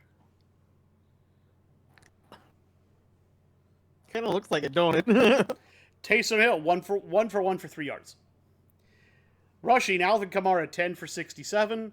Taysom Hill, 4 for 20. Keandre Miller, 3 for 16. Jake Haener, 2 for 10. Jamal Williams, 2 for 4. Receiving, Chris Olave, 8 for 107. Kamara, 6 for 55. Although that's really bad on Kamara because he had 11 targets. Like, Olave had 14, but still, 8 of 14 is not horrible. 6 of 11 is almost exactly 50% of your catches. True. How many of them were catchable, though? I have no idea. Does not record that here. See, that's a good question. Exactly. Good question, yeah. Juwan Johnson, 3 for 48. Bub Means, I love Bub, 1 for 36. Taysom Hill, 2 for 21.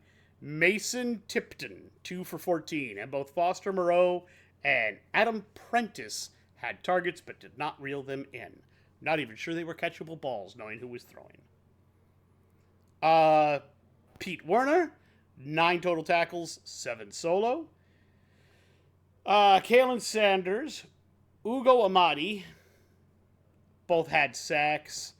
Alontae Taylor and Chase Young each combined for a sack with each other. By your powers combined, we have a sack. Woo! Keandre Miller had one kick return for 41 yards. Jermaine Jackson had one for 22. Jackson had 4 punt returns for 30 yards with a long of 18. Blake Grupe had 2 of 3 field goals with a long of 43. And that's it. Now let's talk Chargers. Herbert, 20 of 32, 279 yards, 2 touchdowns, 3 sacks, 23 yards. Dobbins, 17 carries, 57 yards, and a touchdown. Herbert, 4 carries, 49 yards. Kimani Vidal, 6 carries, 16 yards. J.K. Scott, 1 for none. And Hassan Haskins, 1 for none. Receiving, Ladd McConkey, 6 for 111 yards and 2 touchdowns with a long of 60. Go, Lad. Josh Palmer, 2 for 72 yards. Will Dissly, 5 for 41. Jalen Rieger, 2 for 35. J.K. Dobbins, 4 for 11. Scott Matlock, 1 for 9. And both Tomlinson and Fayoko had targets but did not reel them in. Josh Harris, obviously, was the snapper for this. He fumbled. He did not lose it. J.K. Scott fumbled, and he recovered the fumble by Harris, but then he fumbled, and it went out the back of the end zone for the safety. Diane Henley, 11 total tackles, 6 of them solo. Bud Dupree got a sack. Tui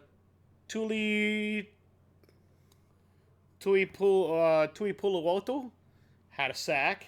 Khalil Mack had a sack. Poona Ford had a sack. And Scott Matlock had a sack for a total of 5 sacks. They did not have any interceptions. Hassan Haskins did have a kick return for 35 yards, and Jalen Rieger had one for 22 yards. McConkey had 3 punt returns for a total of 28 yards with a long of 12. Dicker the kicker, 2 of 2 with a long of 46 and 2 of 3 on extra points. J.K. Scott, well, yeah, the less we say about that, the better. So yeah, the Chargers just dominated the poor Saints in every aspect of this game. Gone are the days of the Saints scoring 70 points on somebody, which is surprising because that only happened in week 1 or 2. Both weeks they played well, actually. Yeah, and then ever since then, they've kind of been on the slow slide into nothingness. Pretty much. All right, your turn. I guess if I gotta... Let's see here. What's the next one I wanted to do here? Let's talk about... We got quite a few games left. Let's talk about... You know what? We'll talk about the Cardinals at Miami. Cardinals do win 28-27. We both picked Miami. We were both wrong. If I recall, though, I did say that the Cardinals had a chance here, but I did not expect them to actually win. Anyways. Kyler Murray, 26 of 36, 370 yards, 2 touchdowns, no picks. Rushing, James Conner, 20 for 53 and a touchdown. Not great, honestly. Kyler, 5 for 19. Trey Benson, 1 for 10. Receiving, we have Marvin Harrison Jr., 6 for 111 yards and a touchdown. Michael Wilson, 5 for 31 and a touchdown. Trey McBride, 9 for 124 yards. Kyler Murray did fumble the ball, but did not lose it. Dante Stills had a sack. And he was the only one that had a sack. Chad Ryland was 2 for 2 on field goals for a long of 57 and 2 for 2 on extra points. And DJ Dallas had 1 kickoff return for 21 yards, and they had no punt returns. So overall, pretty good. Let's go over and look at the Dolphins. Tua back. Tua was 28 for 38 for 234 yards, 1 touchdown, no picks. Let's look at their rushing. Devon Achan 10 for 97. Raheem Mostert 9 for 19 and 2 touchdowns. Tua had 3 for 13, and Jalen Wright had 2 for 18. The receiving, Devon Achan again 6 for 50 and a touchdown. Alec Ingold had 3 for 19. Jalen Waddle had 4 for 45. Tyreek Hill had 6 for 72. Julian Hill had 1 fumble but did not lose it. Tua had 3 fumbles and did not lose any of them. Having a little trouble hanging on to the ball there, buddy? A little bit of them butterfingers. Gotta put them down, boy. No interceptions on the night. Any sacks? Looks like 0 sacks as well, unfortunately. Jason Sanders was 2 for 2 on field goals for a long of 53 and 3 for 3 on extra points. Dwayne Eskridge had 1 kickoff return for 35 yards, and Malik Washington had 2 punt returns for a long of 19. Overall, both teams played very well, actually. It just came down to, I think, Arizona just played slightly better. It wasn't like by a crazy margin either. Like, I don't know what else to say. It was a good game. Both teams could have easily won it. Cardinals just kind of won the flip of the coin at the end of the day. They just happened to win it just by, I think, barely playing a little bit better defensively more than anything else. Pretty much. All right. I'm going to have some fun because we talked about this and we're going to be proven right. I'm going to talk Atlanta at Tampa. Remember how we said that Kirk Cousins will have a crappy looking game and then come out and have an absolute banger? Mm-hmm. Kirk Cousins, 23 of 29, 276 yards, 4 touchdowns, no interceptions. Sacked twice for 11 yards. I'm telling you, dude. Every time, without fail. every time he'll have one of those games where you just go. If he has an absolute shitter game that you're just like, dude, that was ugly. He'll and come then on he and go, comes yeah, back and has watch this. Has an absolute banger. Rushing, Bijan Robinson, 13 for 63.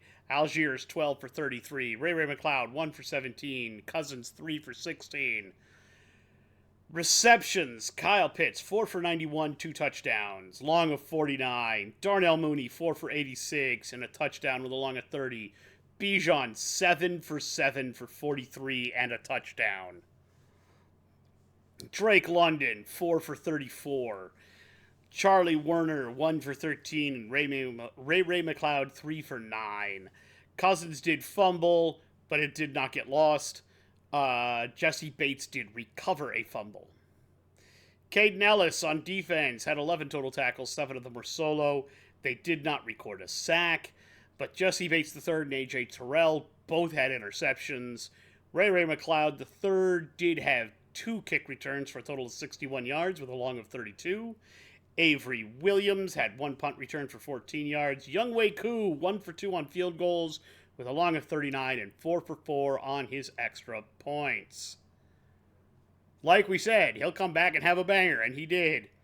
Baker, unfortunately, had to carry this team, and he could not do it without Mike Evans, and he could not do it without Godwin. And it showed. 37 of 50. 50 for 330 yards, 3 touchdowns, 2 interceptions. Bucky Irving, 9 carries, 44 yards. Rachaad White, 6 carries, 29 yards. Jalen McMillan, 1 for 17. Mayfield, 3 for 11. Sean Tucker, 2 for 3. Taveri Thomas, 1 for -2. Receptions, Cade Otton, 9 for 81 and 2 touchdowns. Raheem Jarrett, 3 for 58. Bucky Irving, 7 for 40.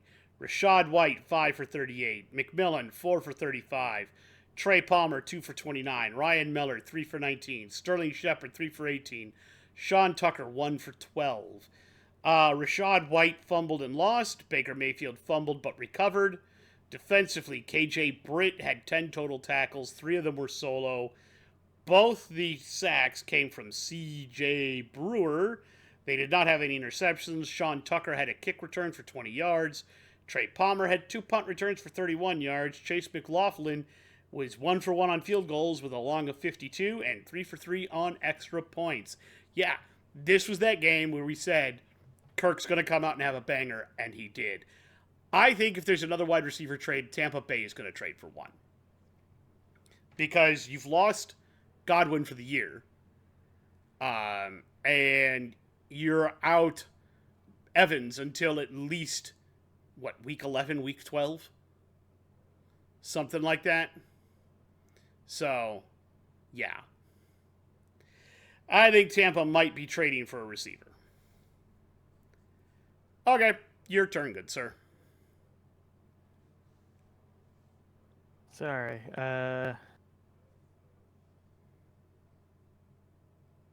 Okay. Stroud had gotten sacked and he wasn't getting up. So I was waiting to see what was going on there. Just making sure that their star quarterback wasn't all of a sudden, knocked out of the game, because that would be really bad. That would be really bad. All right.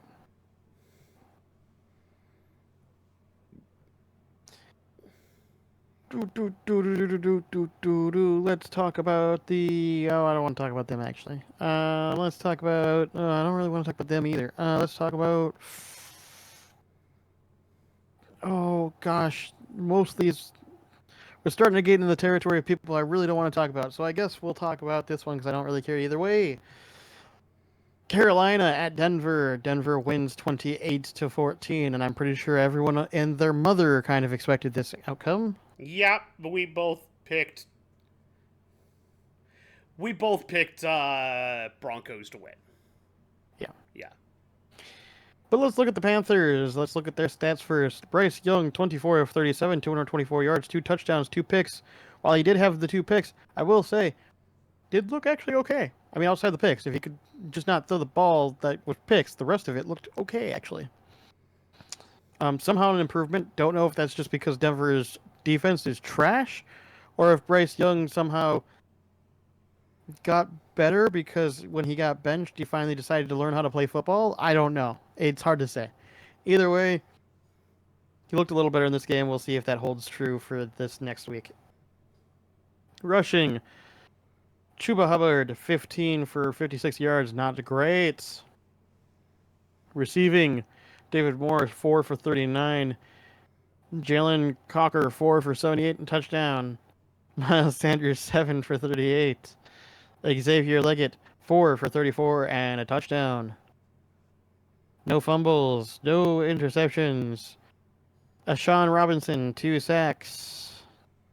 And the only ones kicking, Eddie Pinheiro, no field goals, but 2 for 2 on extra points. Sorry, kickoffs, Jesus. Extra points. No kickoff returns and no punt returns from Carolina. Shocking. Surprisingly, they didn't play horrible. They just didn't play good either. I think that's the best way to put it. But let's look at the Broncos.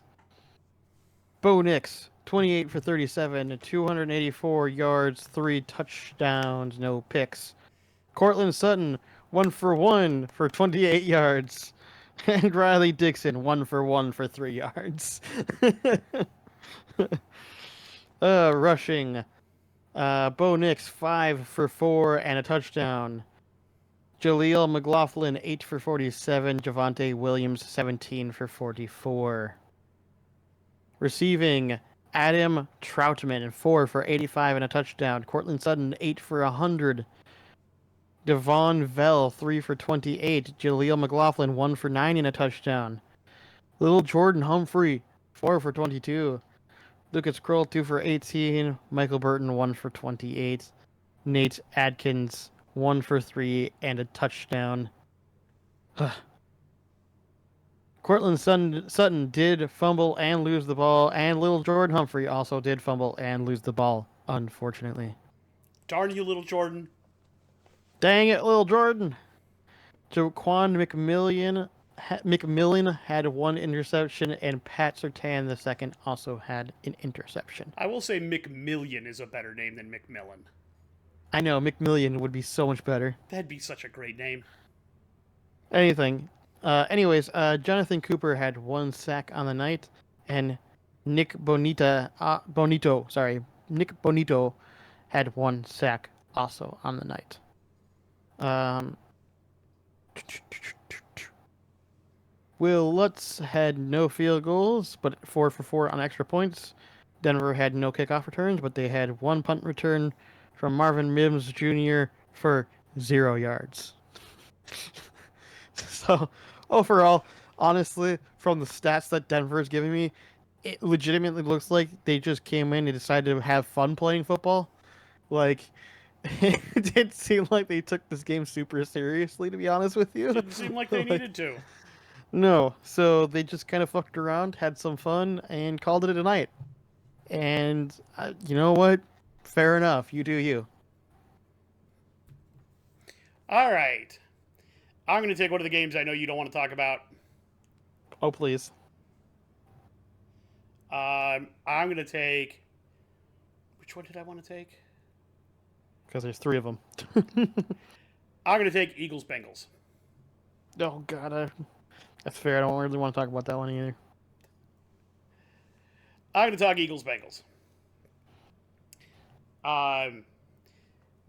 This game ended 37-17 in favor of the Eagles, and we both picked the Eagles to win, and I think we both kind of saw this one coming. Didn't like it. Didn't like it. Just saying. Jalen Hurts, 16 of 20, 236 yards and a touchdown, no sacks. Saquon Barkley, 22 carries, 108 yards.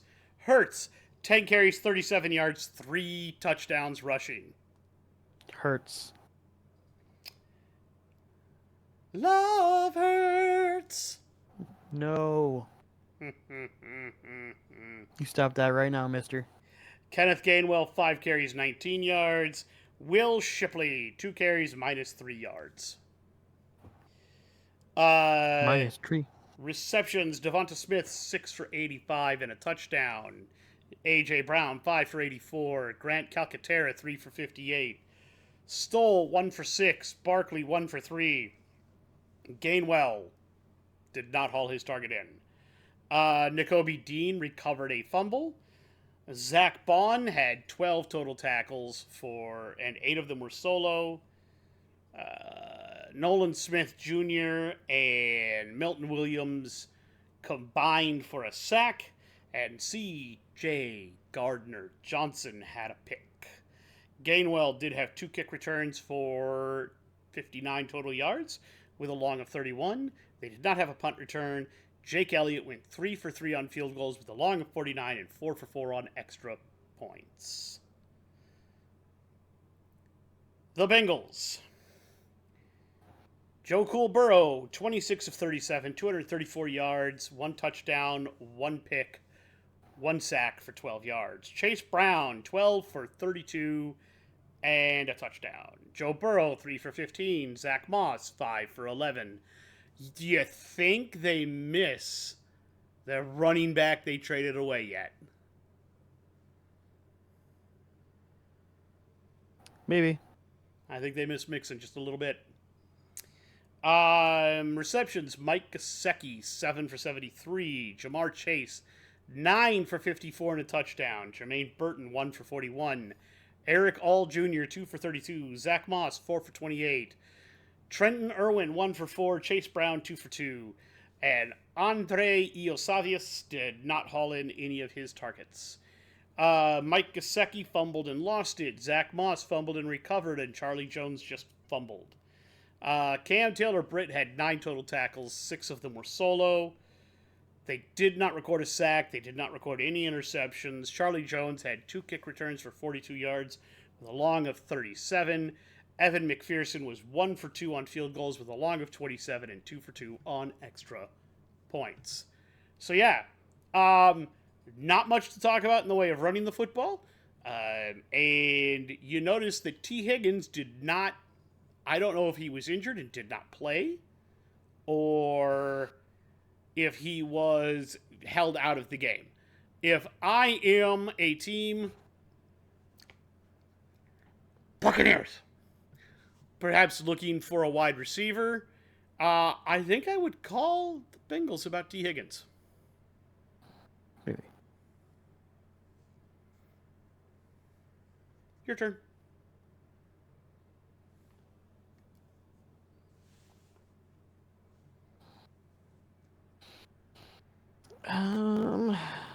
Well, I guess this one doesn't suck as much as the other one that I don't want to talk about. So I guess I'm going to talk about Kansas City at the Raiders. Kansas City wins 27-20.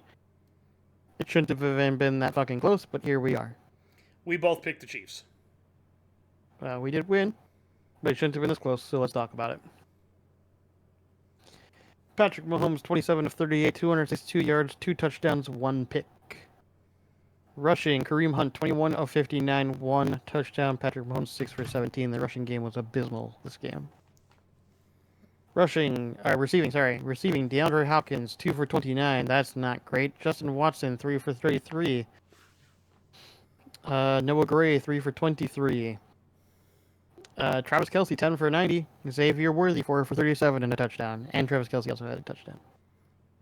Kelsey's about the only thing they've got going for him in the receiving game. Which is funny because the first 3 games he did nothing. And now that Rice is gone and everything else, they're like, okay, Travis, carry us, please. Yeah. Travis, it's your turn. You're the only one with hands on this team. Travis did fumble the ball, but did not lose it.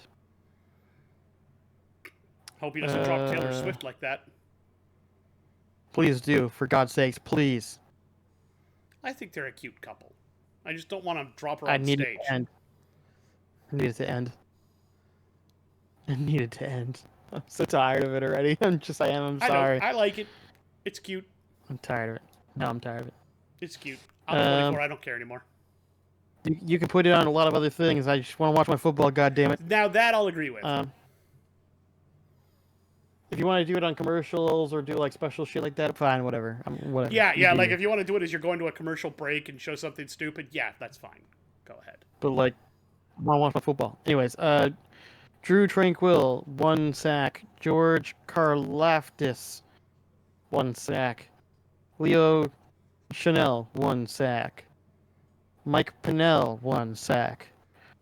Tershawn Wharton, 1 sack. Jesus, 5 sacks on the night. No wonder KC won. Kicking, Harrison Butker for 2 for 2 for a long of 42 and 3 for 3 on extra points. Kickoff returns, 1 by Montrell Washington for 14 yards, and punt returns 1 by Mecole Hardman for 6 yards. However, let's go look at the Raiders, because somehow they managed to make this a competitive game. I don't know how, but we're going to look at it and see what they did. Gardner Minshew actually played decently, 24 for 30, 209 yards, 2 touchdowns, and 0 picks. Wow, okay, well, so Gardner Minshew just had one of his better games that once in a while he just does. Rushing, oof, okay. Wow.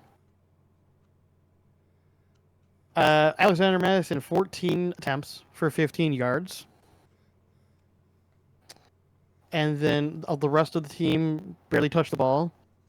And we have a total team rushing attempts for 21 attempts for 33 yards. The entire team rushed for 33 yards. Ouch. You want to talk about a team that is desperate for a running back.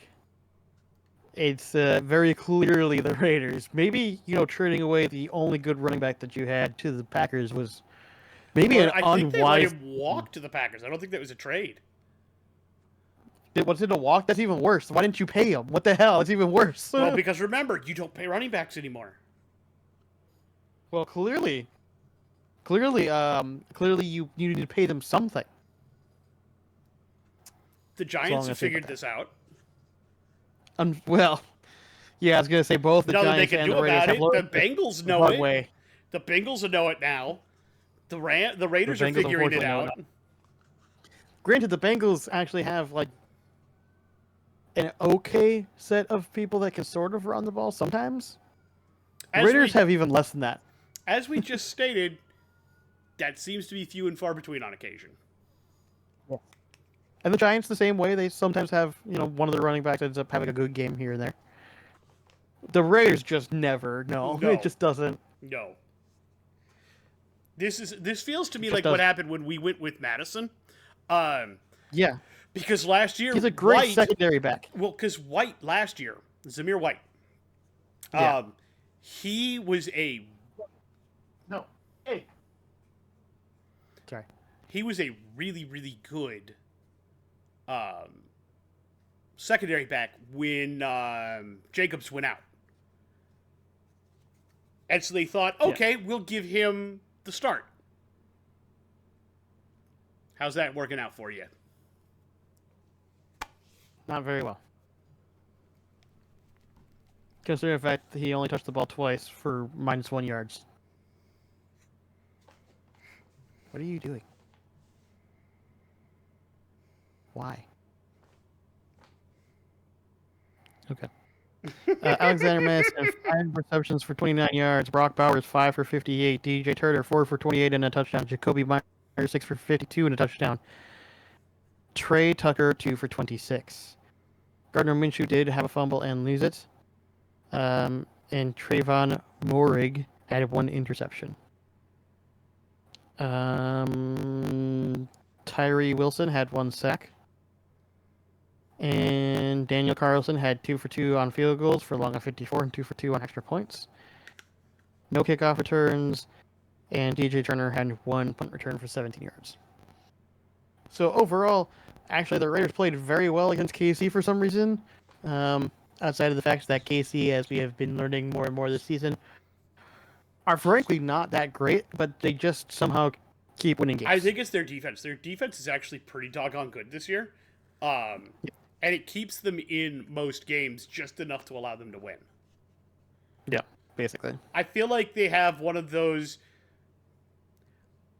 several years ago when the Panthers first went to the Super Bowl. It was with Sean Alexander and Jake Delhomme.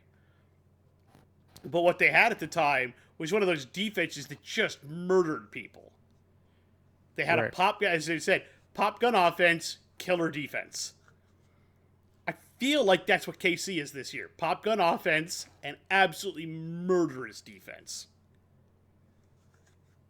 Which is weird to say when your team offense has Mahomes. Patrick Mahomes and Travis Kelce on it. Who is probably one of the best quarterbacks of all time. I hate to say that. And Travis Kelce arguably one of the better tight ends of all time, too. Yeah, obviously. I will say this, they asked Gronk about Kelce, and he said, look, man, I don't think he could do what I could do in my offense. We were asked to do completely separate things. But then again, I don't think I could do what he does in that offense. I was a down-the-field burner, and I would run over people and box out and catch the ball because it's what I was big and I was fast, so that's what I wanted to do. Kelce is a route runner, and he's damned good at it. So I was like, oh, I'm glad he recognizes that. Yep. All right. I'm going to talk about another game I know you really don't want to do. Yep. Then there's one more, then we can go to the evening games.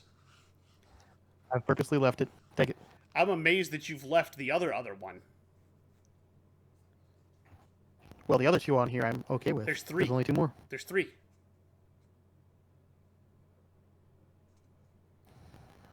One of them ended 23-20. Oh. Well, that one I can do. Yeah, you're probably I guess going to I'll do that one next. Yeah, you'll do that one after I'm done with this one. I'm going to talk about Green Bay at Jacksonville. I'm trying to forget about that one. I noticed, which is why I brought it up to you.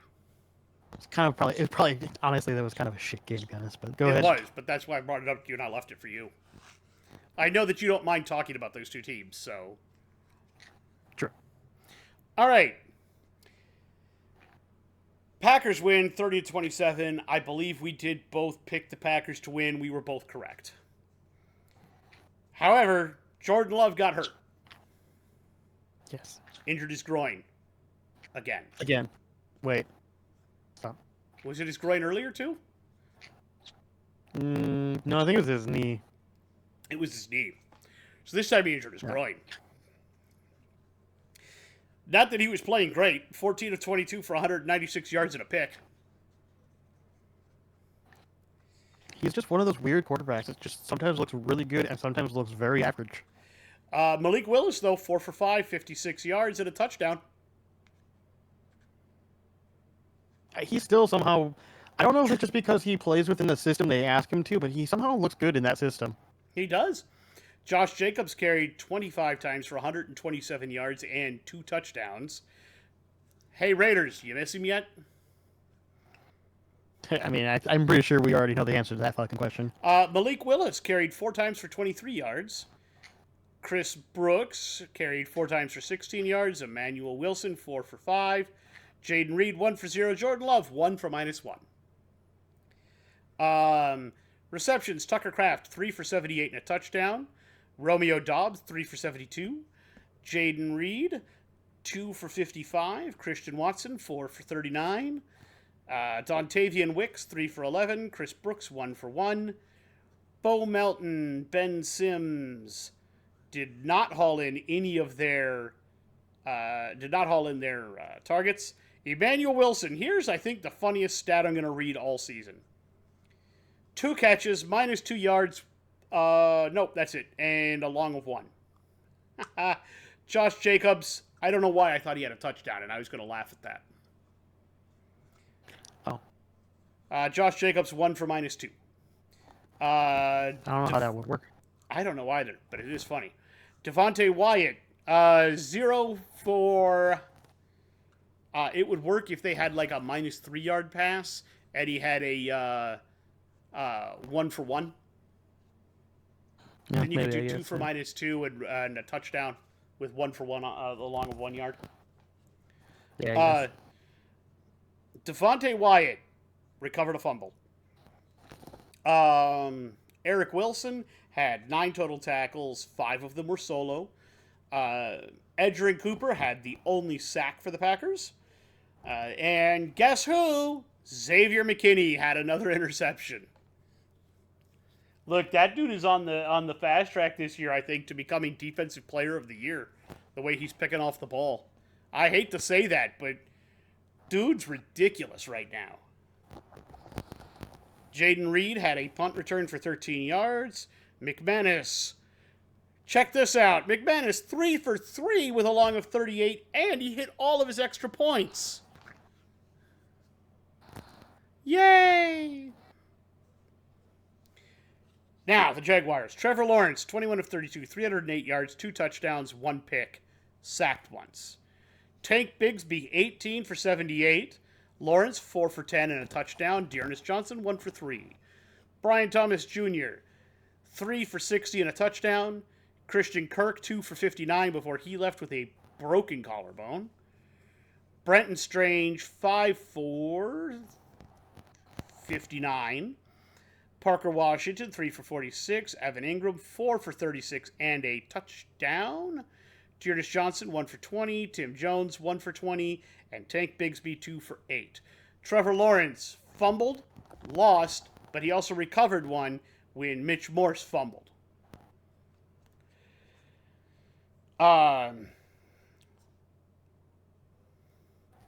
Foyesade Olowokun, 9 total tackles, 4 of them were solo. Josh Hines-Allen and Trayvon Walker combined for the sack. And Jerrion Jones had a pick. Parker Washington, 2 for 51 on kick returns with a long of 30. He also did 2 for 17 with a long of 9 on punt returns. Cam Little, 2 for 2 with a long of 47 on field goals and 3 for 3 extra points. And they did lose by 3.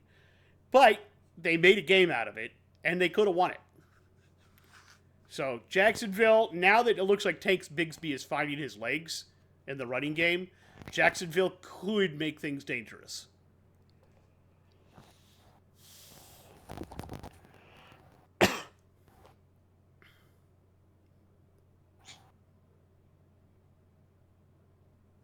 Your turn.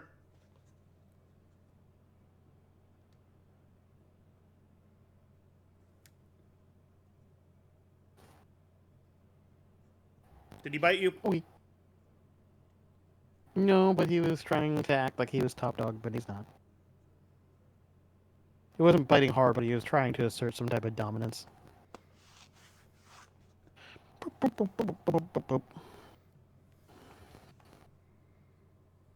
I guess we'll go to the Colts at Texans game. Texans win 23-20. Pretty sure we both picked the Texans, actually, unless you picked the Colts for some reason. I think we both picked the Texans on this one. Hold on. We both picked the Texans. Yeah. Oofda. Okay. Anthony Richardson, 10 for 32 for 175 yards. 1 touchdown, 1 pick. And that is... he tapped himself out because he was tired. He was tired. Which, obviously, I mean, people are criticizing him for, which is fine. I mean, you play as poorly as that and people will criticize you, unfortunately. Let's be honest, if I played that poorly, I'd probably tap out too. Yeah, exactly. That's what I was about to say. Like, this was rough. Rushing, Anthony Richardson, 6 for 45. Jonathan Taylor, 20 for 105 and 1 touchdown. Josh Downs, wait, hold on. How is it possible to have 0 rushing attempts, but have 13 yards rushing? Did he pick it up off the ground, possibly? I don't know. I don't think, but you can't advance a fumble, so I'm confused with that. Anyways, we're moving on. Receiving, John I. Mitchell, 1 for 9. Alec Pierce, 1 for 11. Jonathan Taylor, 1 for 12. Josh Downs, 4 for 109 and a touchdown. Michael Pittman, 1 for 16. Trey Sermon, 1 for 14. That's pretty much it. Anthony Richardson fumbled the ball twice and lost it once. No interceptions. Deo Odeyingbo had 1 sack. DeForest Buckner had 1 sack. For a total of 2 sacks on the night. Matt Gay had 2 field goal attempts that were made for a long of 46 and for 2 on extra points. Ashton Dolan had 1 kickoff return for 55 yards, and Tyler Goodson had 1 kickoff return for 36 yards.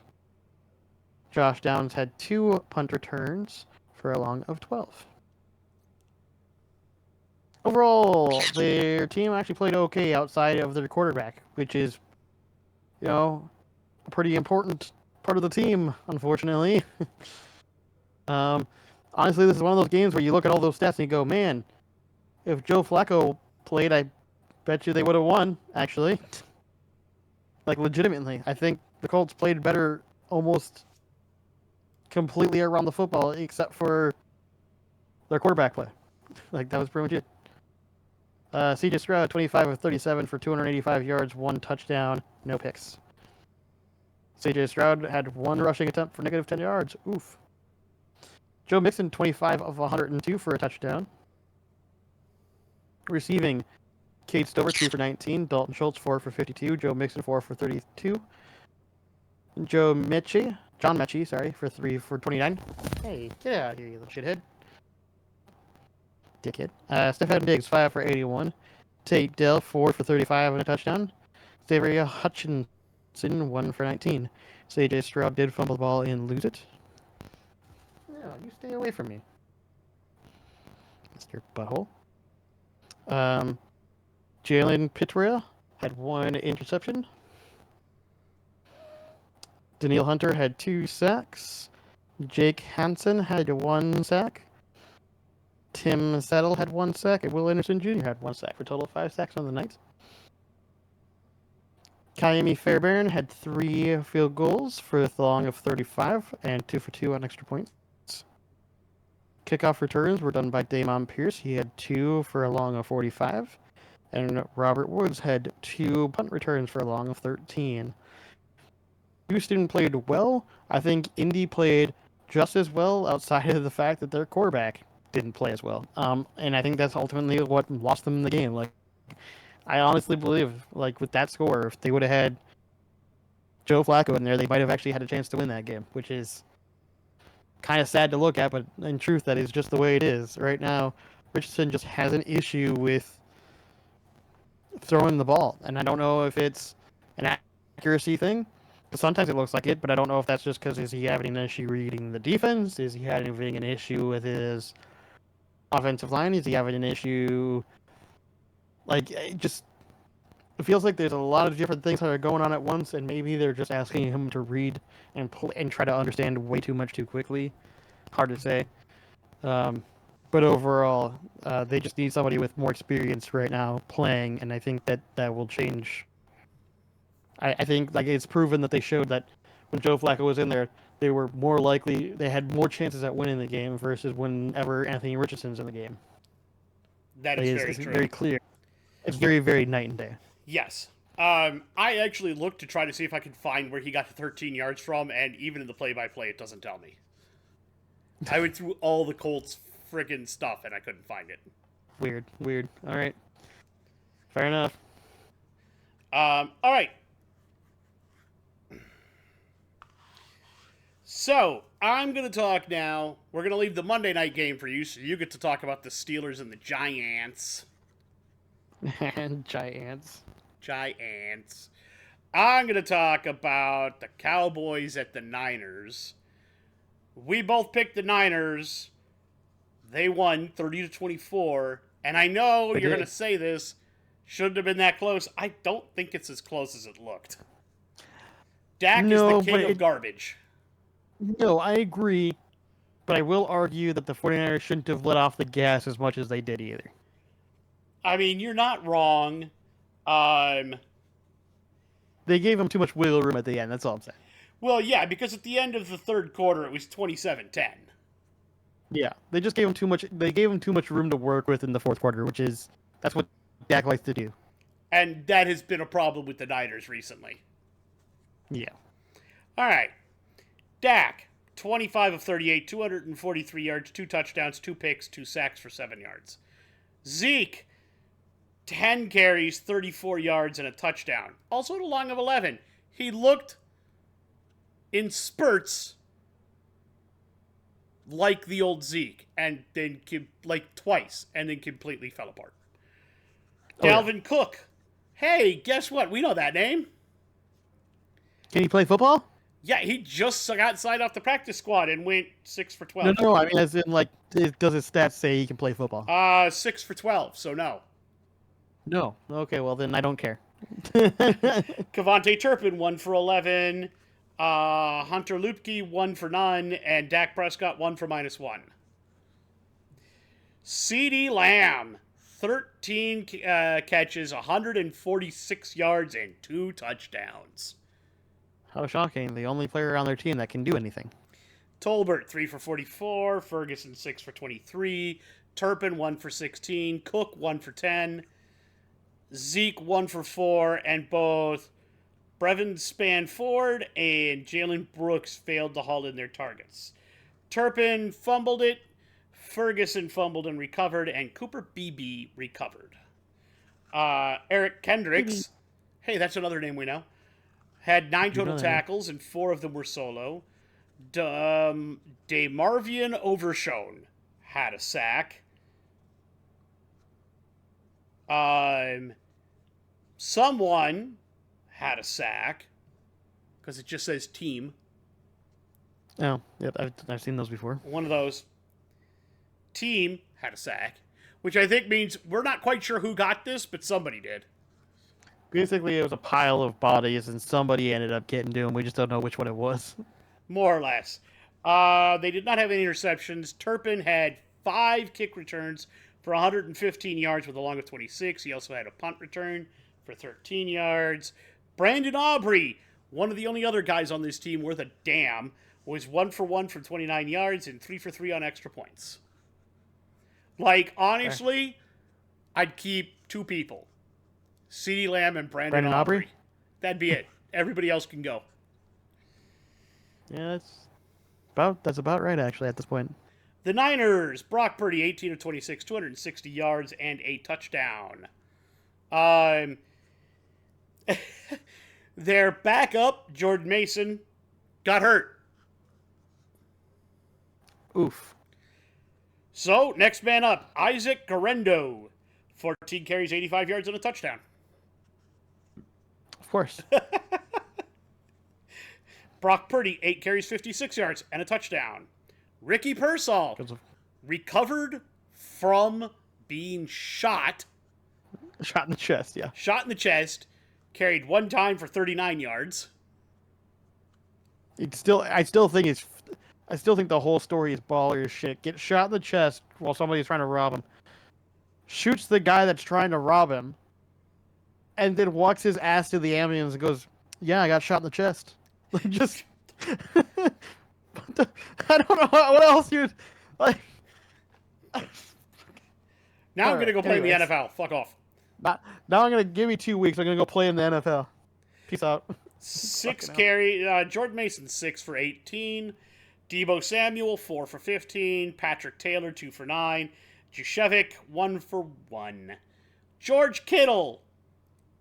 I'm going to tell you right now, tight ends this week on National Tight End Day had themselves some fucking games, man. Dude, yeah, tight ends played well actually. 6 receptions. Kind of wish TJ would have been back for this week. 6 receptions, 128 yards and a touchdown. Holy Jesus. Deebo Samuel, 4 for 71. Pearsall, 4 for 38. Isaac Garendo, 3 for 17. Juszczyk, 1 for 6. And both Chris Conley and Ronnie Bell failed to haul in their targets. Brock Purdy fumbled. Aaron Banks recovered. Fred Warner, 8 total tackles. 4 of them were solo. Nick Bosa, guess what? Had a sack. Sam, I'm not even going to attempt that last name. Been there. Sam Oke had a sack. Fair enough. And those are the only 2 sacks. And both Diamador Lenore had an interception. And Jair Brown had an interception. Patrick Taylor Jr. had 2 kick returns for a total of 59 yards with a long of 30. Jacob Cohen, 2 punt returns for 22 yards with a long of 16. Anders Carlson went 3 for 3 on field goals with a long of 50 and 3 for 3 on extra points. So yeah, the Niners played a very good game until the fourth quarter when they let up off the gas and tried to let Dak and family back into the game. Dak back into the game. Let Dak back. No, Dak and back. Then they got absolutely no. So yeah, no. Your turn. Yeah, no. Talk about that last game. Let's wrap this shit up. Let's talk about that last game, and then we got a lot of other things to talk about, or I guess some stuff. Other stuff to do, other stuff to talk about, other stuff to say. Yes. Other things to do. Let's talk about the New York Giants at the Pittsburgh Steelers. Pittsburgh Steelers won 26-18. We both picked the Steelers. All right, let's look at the Giants stats. Daniel Jones, 24 of 38, 264 yards, 0 touchdowns, 1 pick. Rushing. Well, look at that. Daniel Jones, 3 for 1. Devin Singletary, 2 for 11. Tyrone Tracy Jr., 20 for 145 and a touchdown. Don't think they have a running back issue, apparently. It's funny because kind of stumbled in that one. He's had one game like that. Nothing else even. Actually, isn't this his second now? Huh? Isn't this his second? Because I thought he had another good game last week. Pretty sure this is actually his second game. I'm fairly positive this is his second game, actually. This season, he has rushed 73 times for 376 yards and 2 touchdowns. Yeah. Yep, so that's his second game.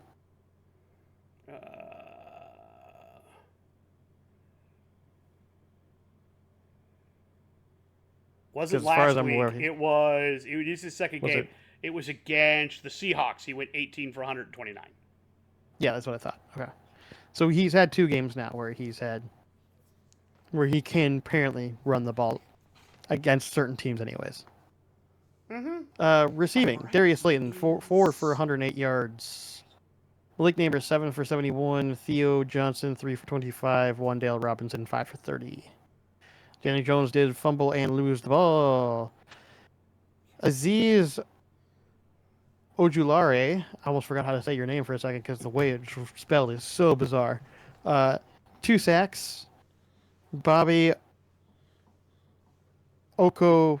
Okereke. Okereke? Okay. Okereke. Had half a sack. Brian Burns had a sack.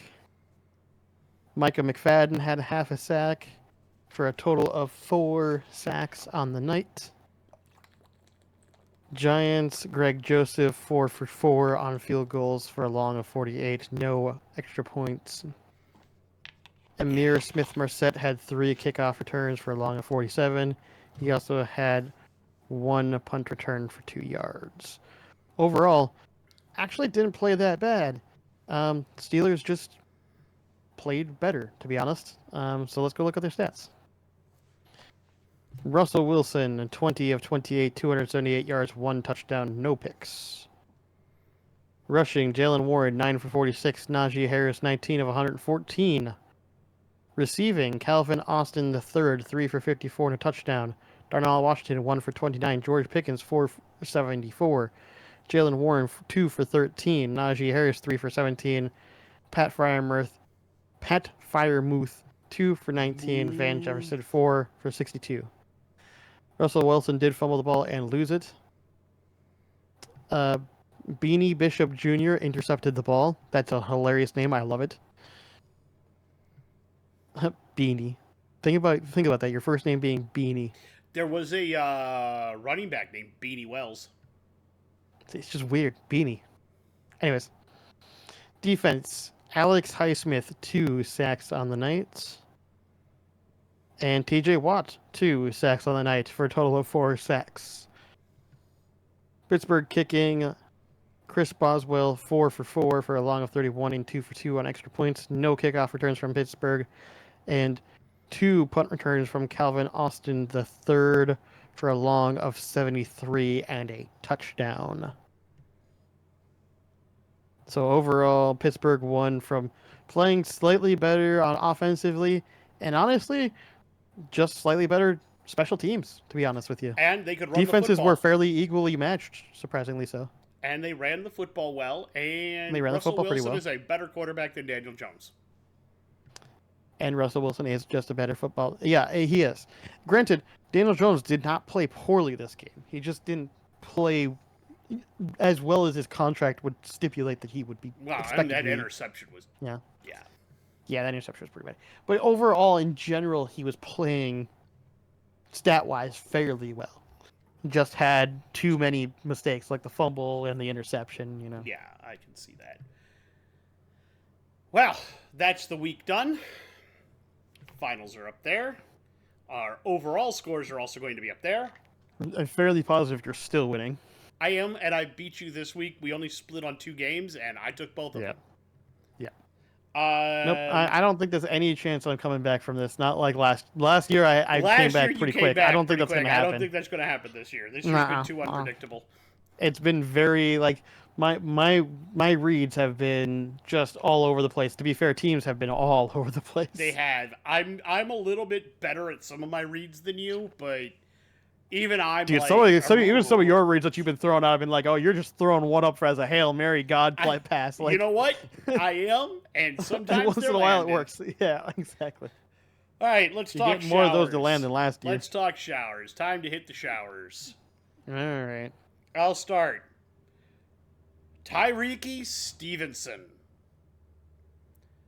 Stop jaw-jacking with the fans and play the ball.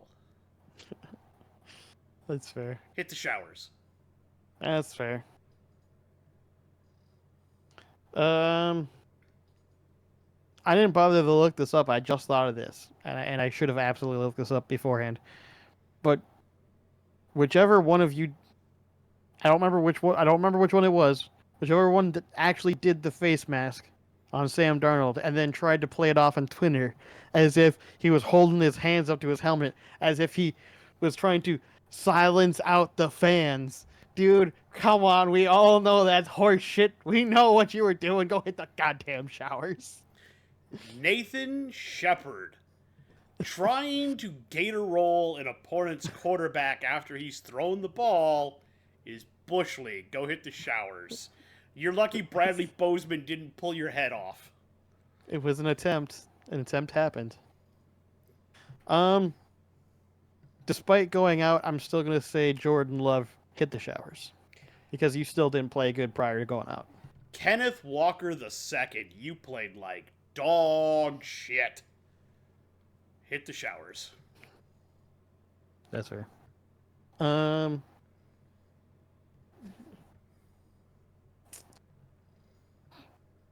The Raiders' entire rushing offense. I don't even know what to say. What the fuck that was. Go hit the showers. Go find a running back. I don't care. Find some dude off the street that can play football. I don't care. You obviously need somebody back there. All right. Inferno? Sure. You want to start? You got any, or do you want me to go? Oh yeah, I got all mine for Go Inferno. ahead. I'll start with the lowest heat factor, the lowest circle. Dennis Allen, fourth circle. I know you don't have your starter, and that is a fair argument you can make. But granted, the 2 weeks that he did play, they weren't the first 2 weeks. Didn't look like my over. Put it this way: he had 2 good games, then he had 2 bad games, and now everything has been falling apart.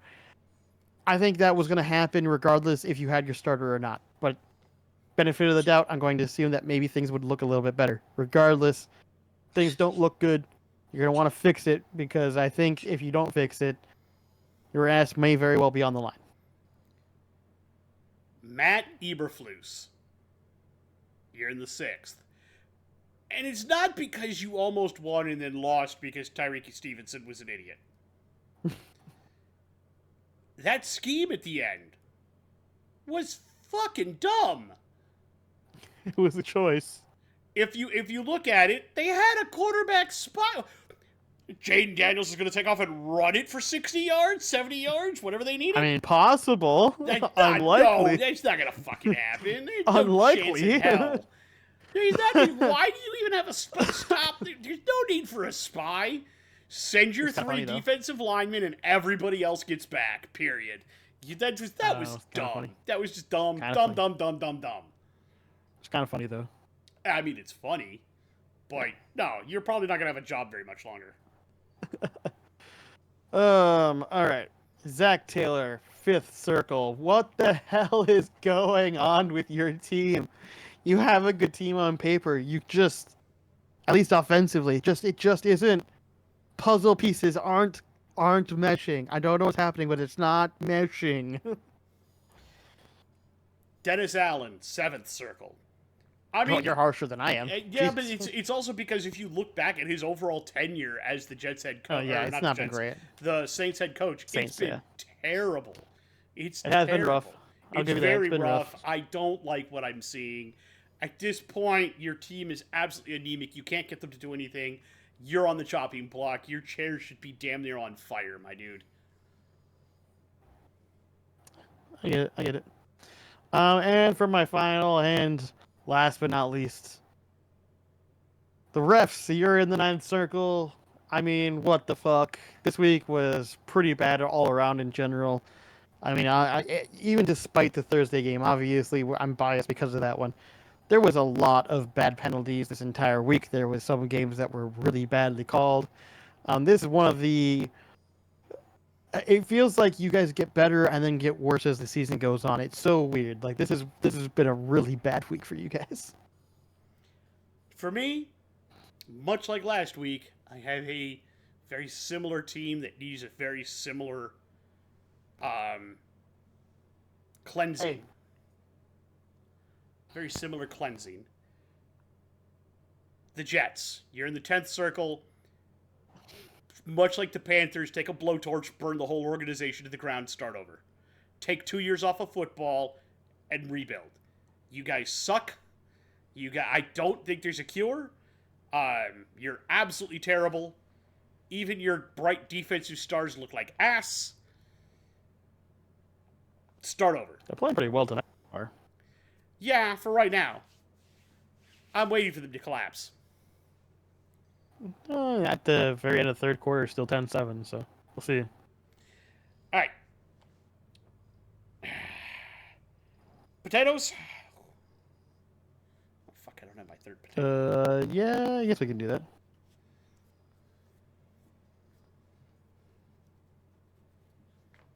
Do you want me to go or you go?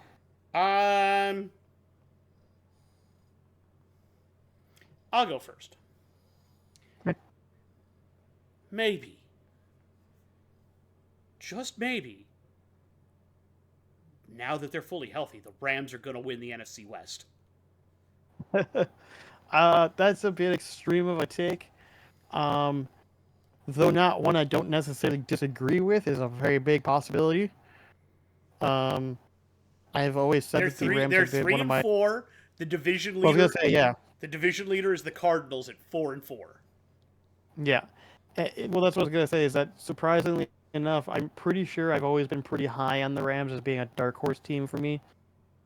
I was only waiting on mostly if they were going to get healthy, when they were going to get healthy, and how they would look when they're healthy.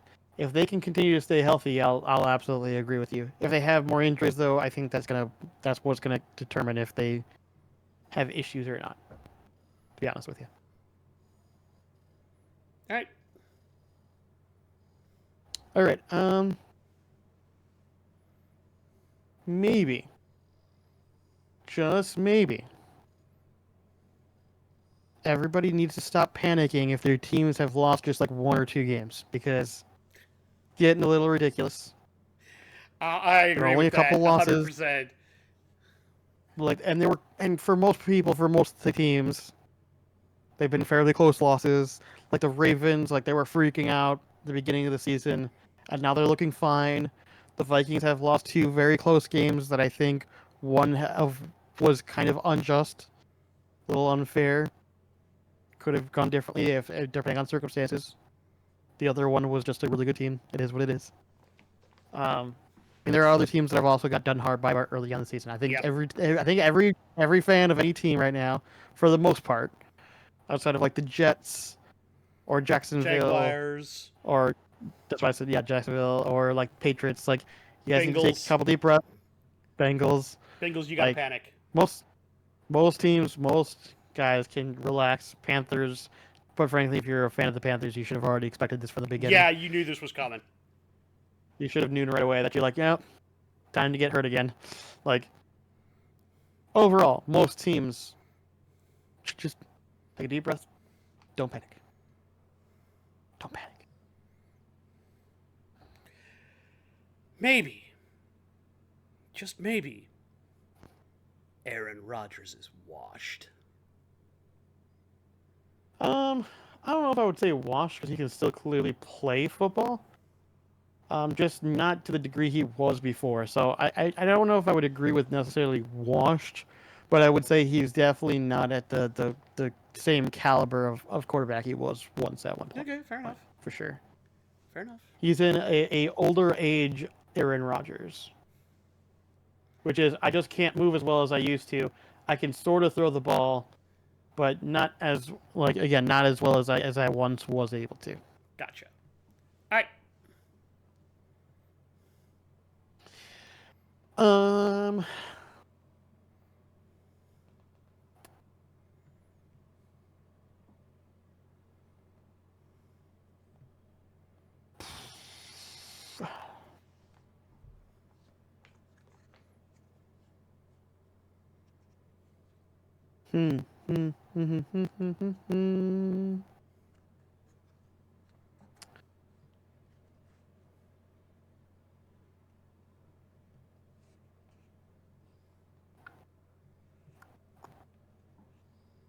Just thinking real hard about some of the options I got.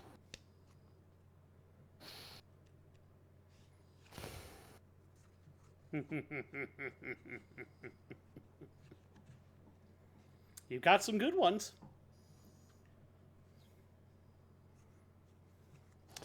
Well, I don't know if they're necessarily good ones. That's the problem. I'm still trying to think of some decent ones, and a lot of the ones I've been like are like, oh yeah, that's pretty obvious. Um,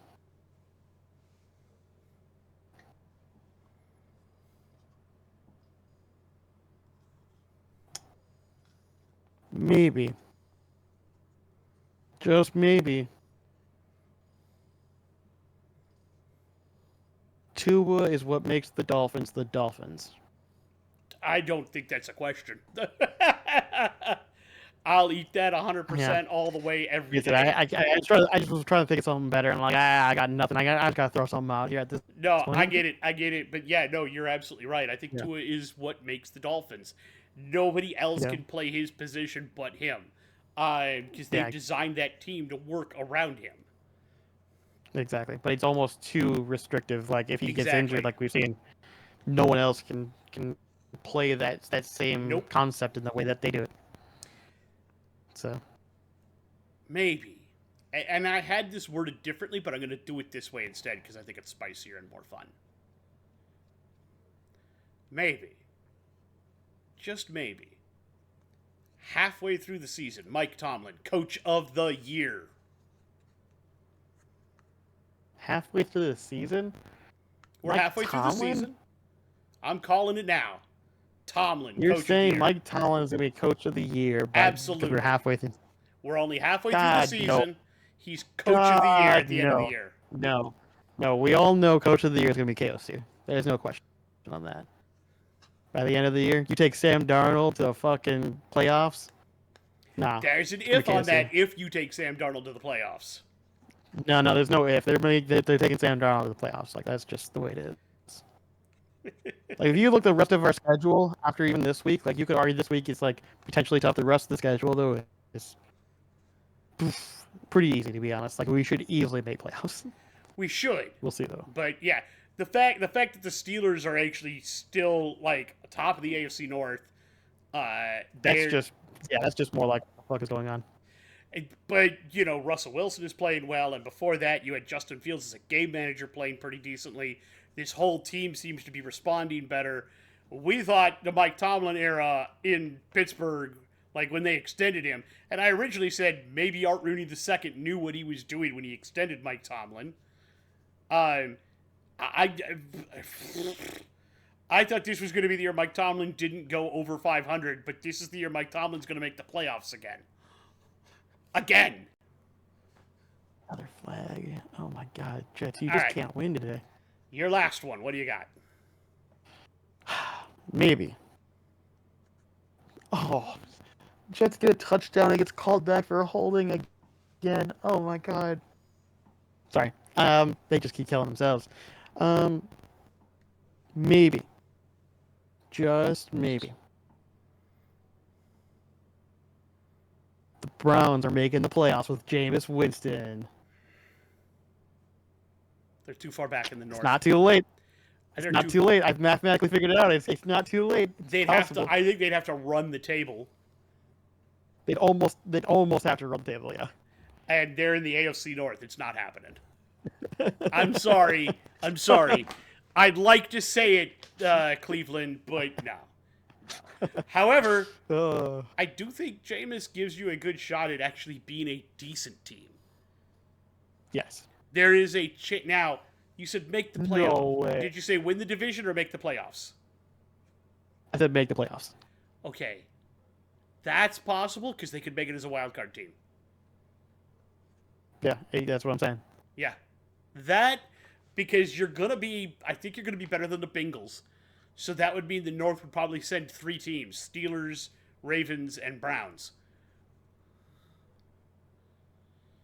which I could see. So, okay. Sorry. Maybe I'll nibble on that. Fair enough. You didn't say they were going to have to make it out of their division, so they could make it as a wild card. No. And I could They see could that. make it as a wild card, yeah. That could happen. The AFC isn't very good this year, so. Outside of a couple teams, no. Yeah. All right. You ready to do some game balls and then some power rankings and then next week? Sure. Game balls. You can go first. Oh, I guess I'll go with. Um.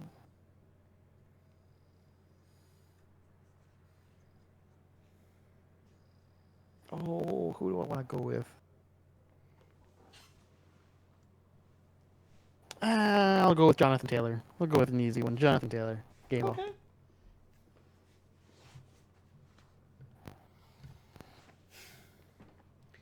Jameis Winston, game ball. That's fair. Um.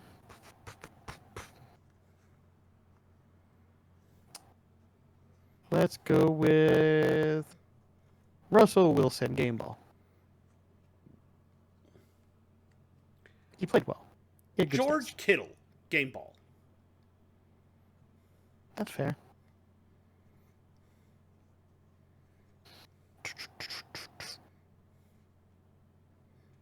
Ooh, which one do I give it to?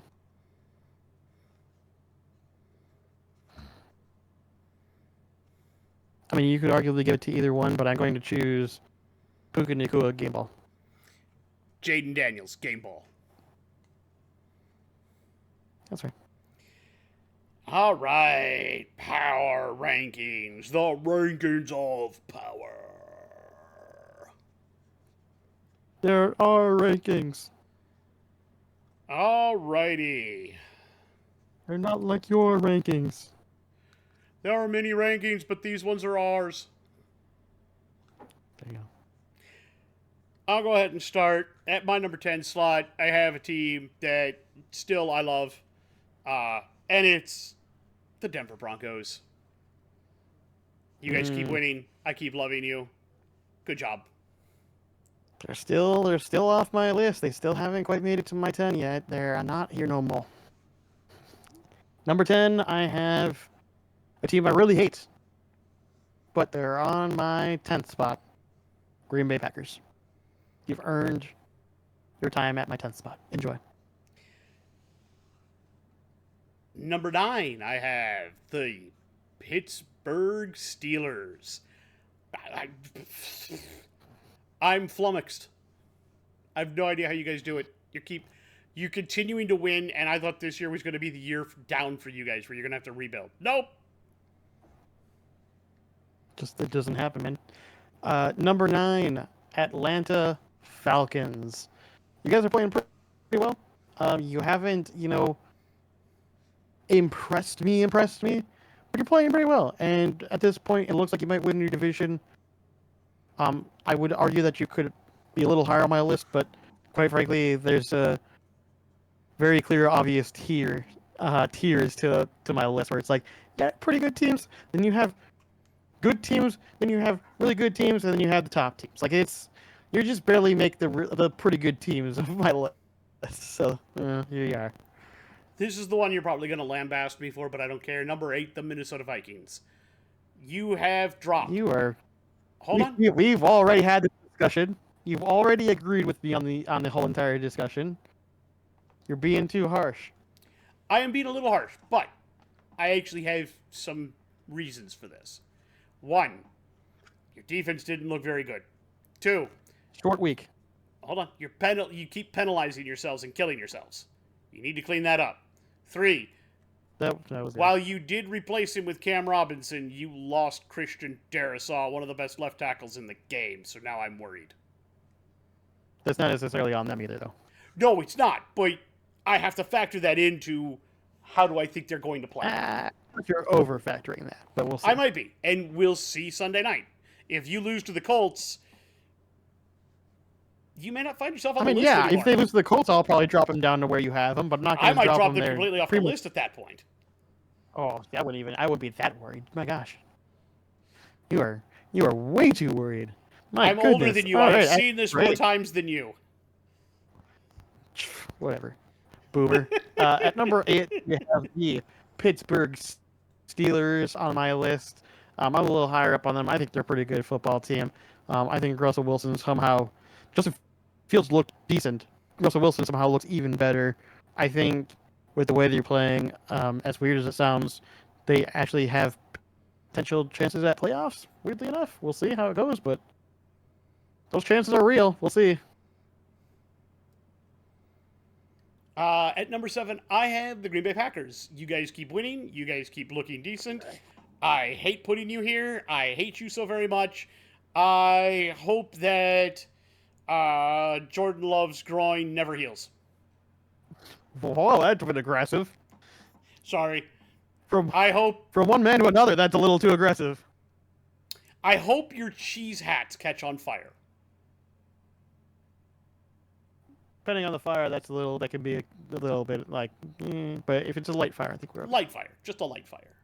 Okay. I just want a little melting. We don't want a full blown. No. I just want a little melting around the edges of those styrofoam pieces of crap. Yeah. That's fair. Yeah, that's fair. At number 7, I have the Houston Texans. They have in general been playing incredibly well. The game that they're playing right now against the Jets have been proving me to be a big fat liar right now because it's 10-14. They are now trailing to the Jets, which is weird. We'll see how long that lasts for. But in general, they've been playing very well, and I think they have a real chance at making playoffs. Okay. At number 6, I have the Texans for mostly the same reasons. You're generally playing well. You have some problems, especially at receiver currently. For this year, the Stroud has looked normal and perhaps mortal, and your offensive line has some holes. I think you're regressing to the mean after last year, but you're still playing really well. So, okay. Pretty much. At number 6, I have the Buffalo Bills. I mean, you guys are playing well. You got another wide receiver to throw to. I don't see how things can really fall downhill as long as no injuries happen. You'll probably continue climbing my board. At number 5, I have the Ravens. You lost to the Browns. I'm not going to completely dump you. So you only dropped a couple spots, but you did lose to the Browns. That's a little worrisome to me. But you got a chance to make it up, so I'm not too worried. Fair enough. At number 5, I have the Vikings. I think the game was kind of shit. It was a short week. Had two wide receivers coming to the game that didn't expect to play. One maybe, but not both.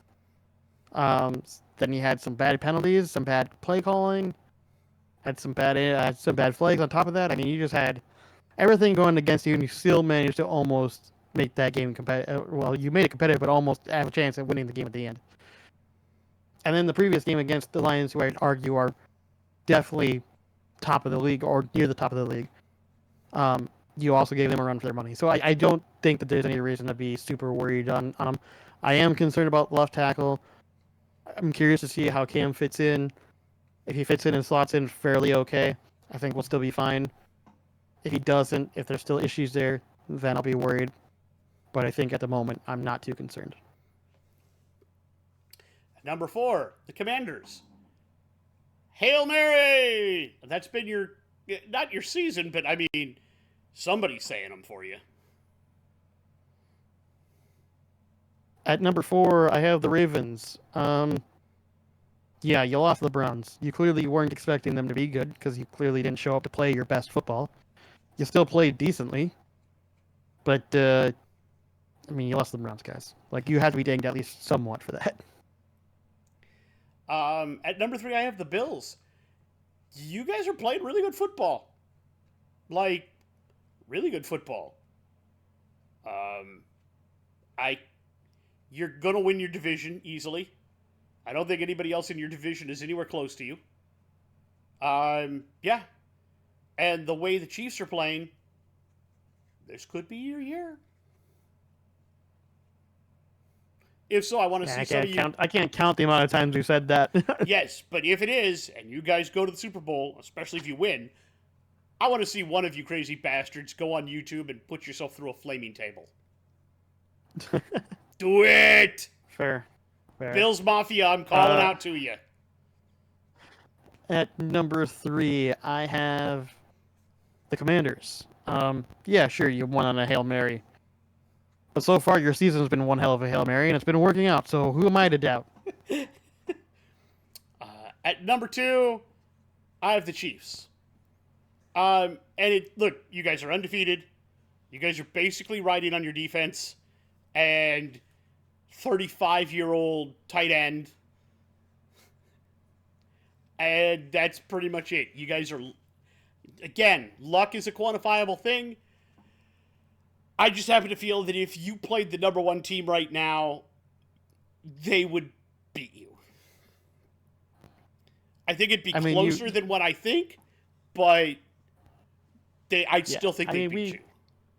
I mean, we already know. So, I mean, you can already reveal your number 1. I already know who it is. Everyone knows what it is. Your number 1's the Kitty Cats. The Kitty Cats. Right? Like, yeah. My number 1 is Detroit. It's the Detroit Kitties. If you guys played the Lions right now, I think if the Chiefs played the Lions, I think the Lions win. Yeah. And so, while I understand that, I am in the boat of Lions are number 2 and Chiefs number 1. I mean, I understand what you're saying. I just can't. You know, they're undefeated, and their luck somehow gets them to win games. And while I understand what you're saying, it seems like the Lions would win if they played them for some reason.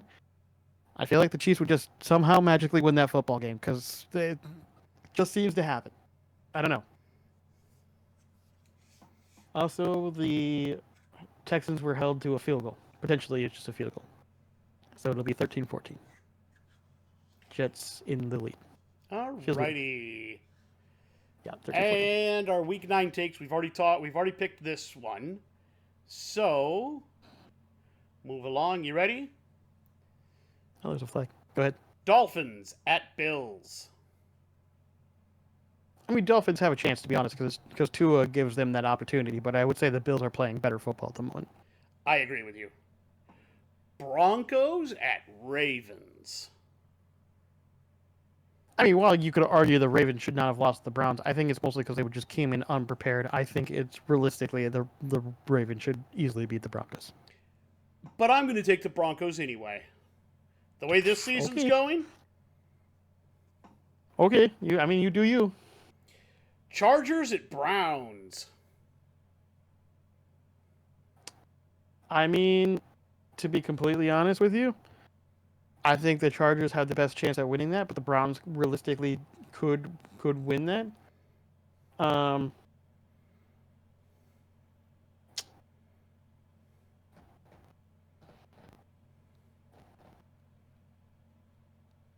I know I made the whole potato that the Browns might make the playoffs.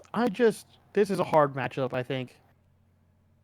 Especially if you're going to try to rely on your running game. And if you don't have the running game, then the Chargers have a good enough defense to just box you out. I think the Chargers will win. I think they'll put too much pressure on Jameis. And they'll make him look like a traditional gunslinger that's just going to throw picks. I'm going to take the Browns. Fair enough. I get it. Here is the stinker of the week. Saints at Panthers. Oh, boy.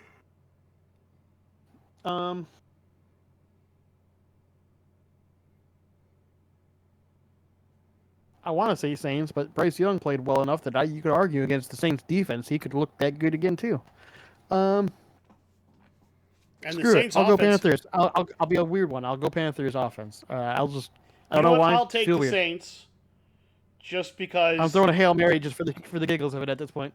Because if they somehow win and I get this one, that'll be hilarious. It will be. I will not say that you are wrong, but if there's ever a game the Saints had to win, it's this one. Oh, they have to win this game, yeah. I just don't know if they will. Another one that's going to be so fun. Raiders at Bengals. No, that's going to be Bengals. That should be Bengals all day long, no questions. That should be, and I'm right there with you, but I can't. They have to win that game. They have to win. They can't lose that game. If they lose that game, the season's pretty much done. Yep. Commanders at Giants. I mean, Giants will probably put up a fight, to be honest with you, but I think Commanders will still win. I agree with you. And the only reason I think they'll put up a fight is because it's a conference game for them. Divisional game. Pretty much. Yep. NFC West. Cowboys at Falcons. I just don't trust the Cowboys, man. I'm going to give it to the Falcons. I'm right there with you. I have no trust in them at all. Patriots at Titans. I hate to do this, but I do need to pause it for a second and explain what just happened on my TV. So, the Texans got held up at the end of the field for the Jets. They go for the kick. It's a personal foul on the field goal, right? So, even though the kick was good, the Texans decided to take the personal foul because they get a new set of downs. They take the new set of downs.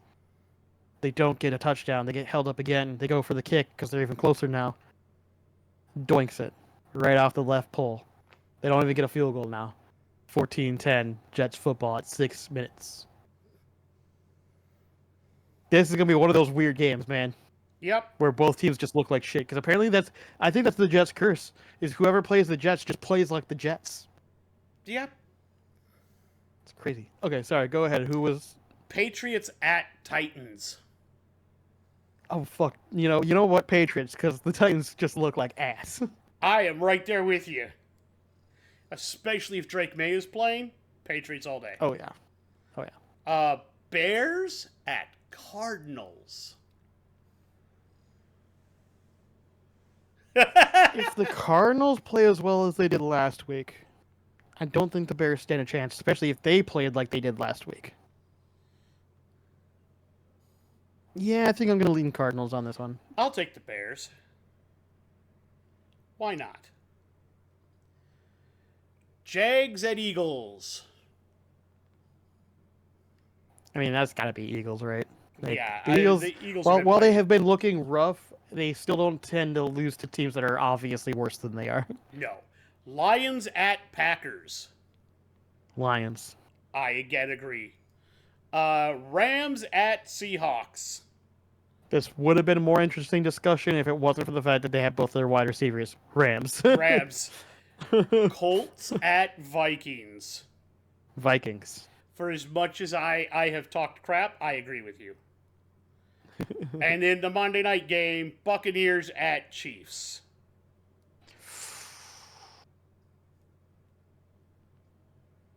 Probably Chiefs. As much as I want the Bucs to win that game, it's probably the Chiefs. I agree because it's actually at Arrowhead, and oh, that's even worse. Yeah. Yeah, it's Buccaneers at Chiefs. If it were Chiefs at Buccaneers, I might be able to go the other way. But No. Bucs at Chiefs without Evans, without Godwin. Yeah. Sorry, Baker. Probably not. Probably not. Yep. Alrighty. Well, I think that ends our podcast for the week. It does. I have nothing left. You have nothing left. Nope.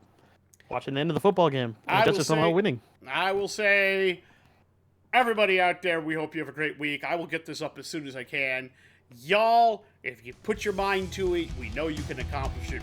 Do believe in you. Love yourselves out there. If you've enjoyed what we do here, please give us a like, give us a subscribe, hit that thumbs up, hit that bell icon so that you can get notified every time we upload. We will tell you all out there.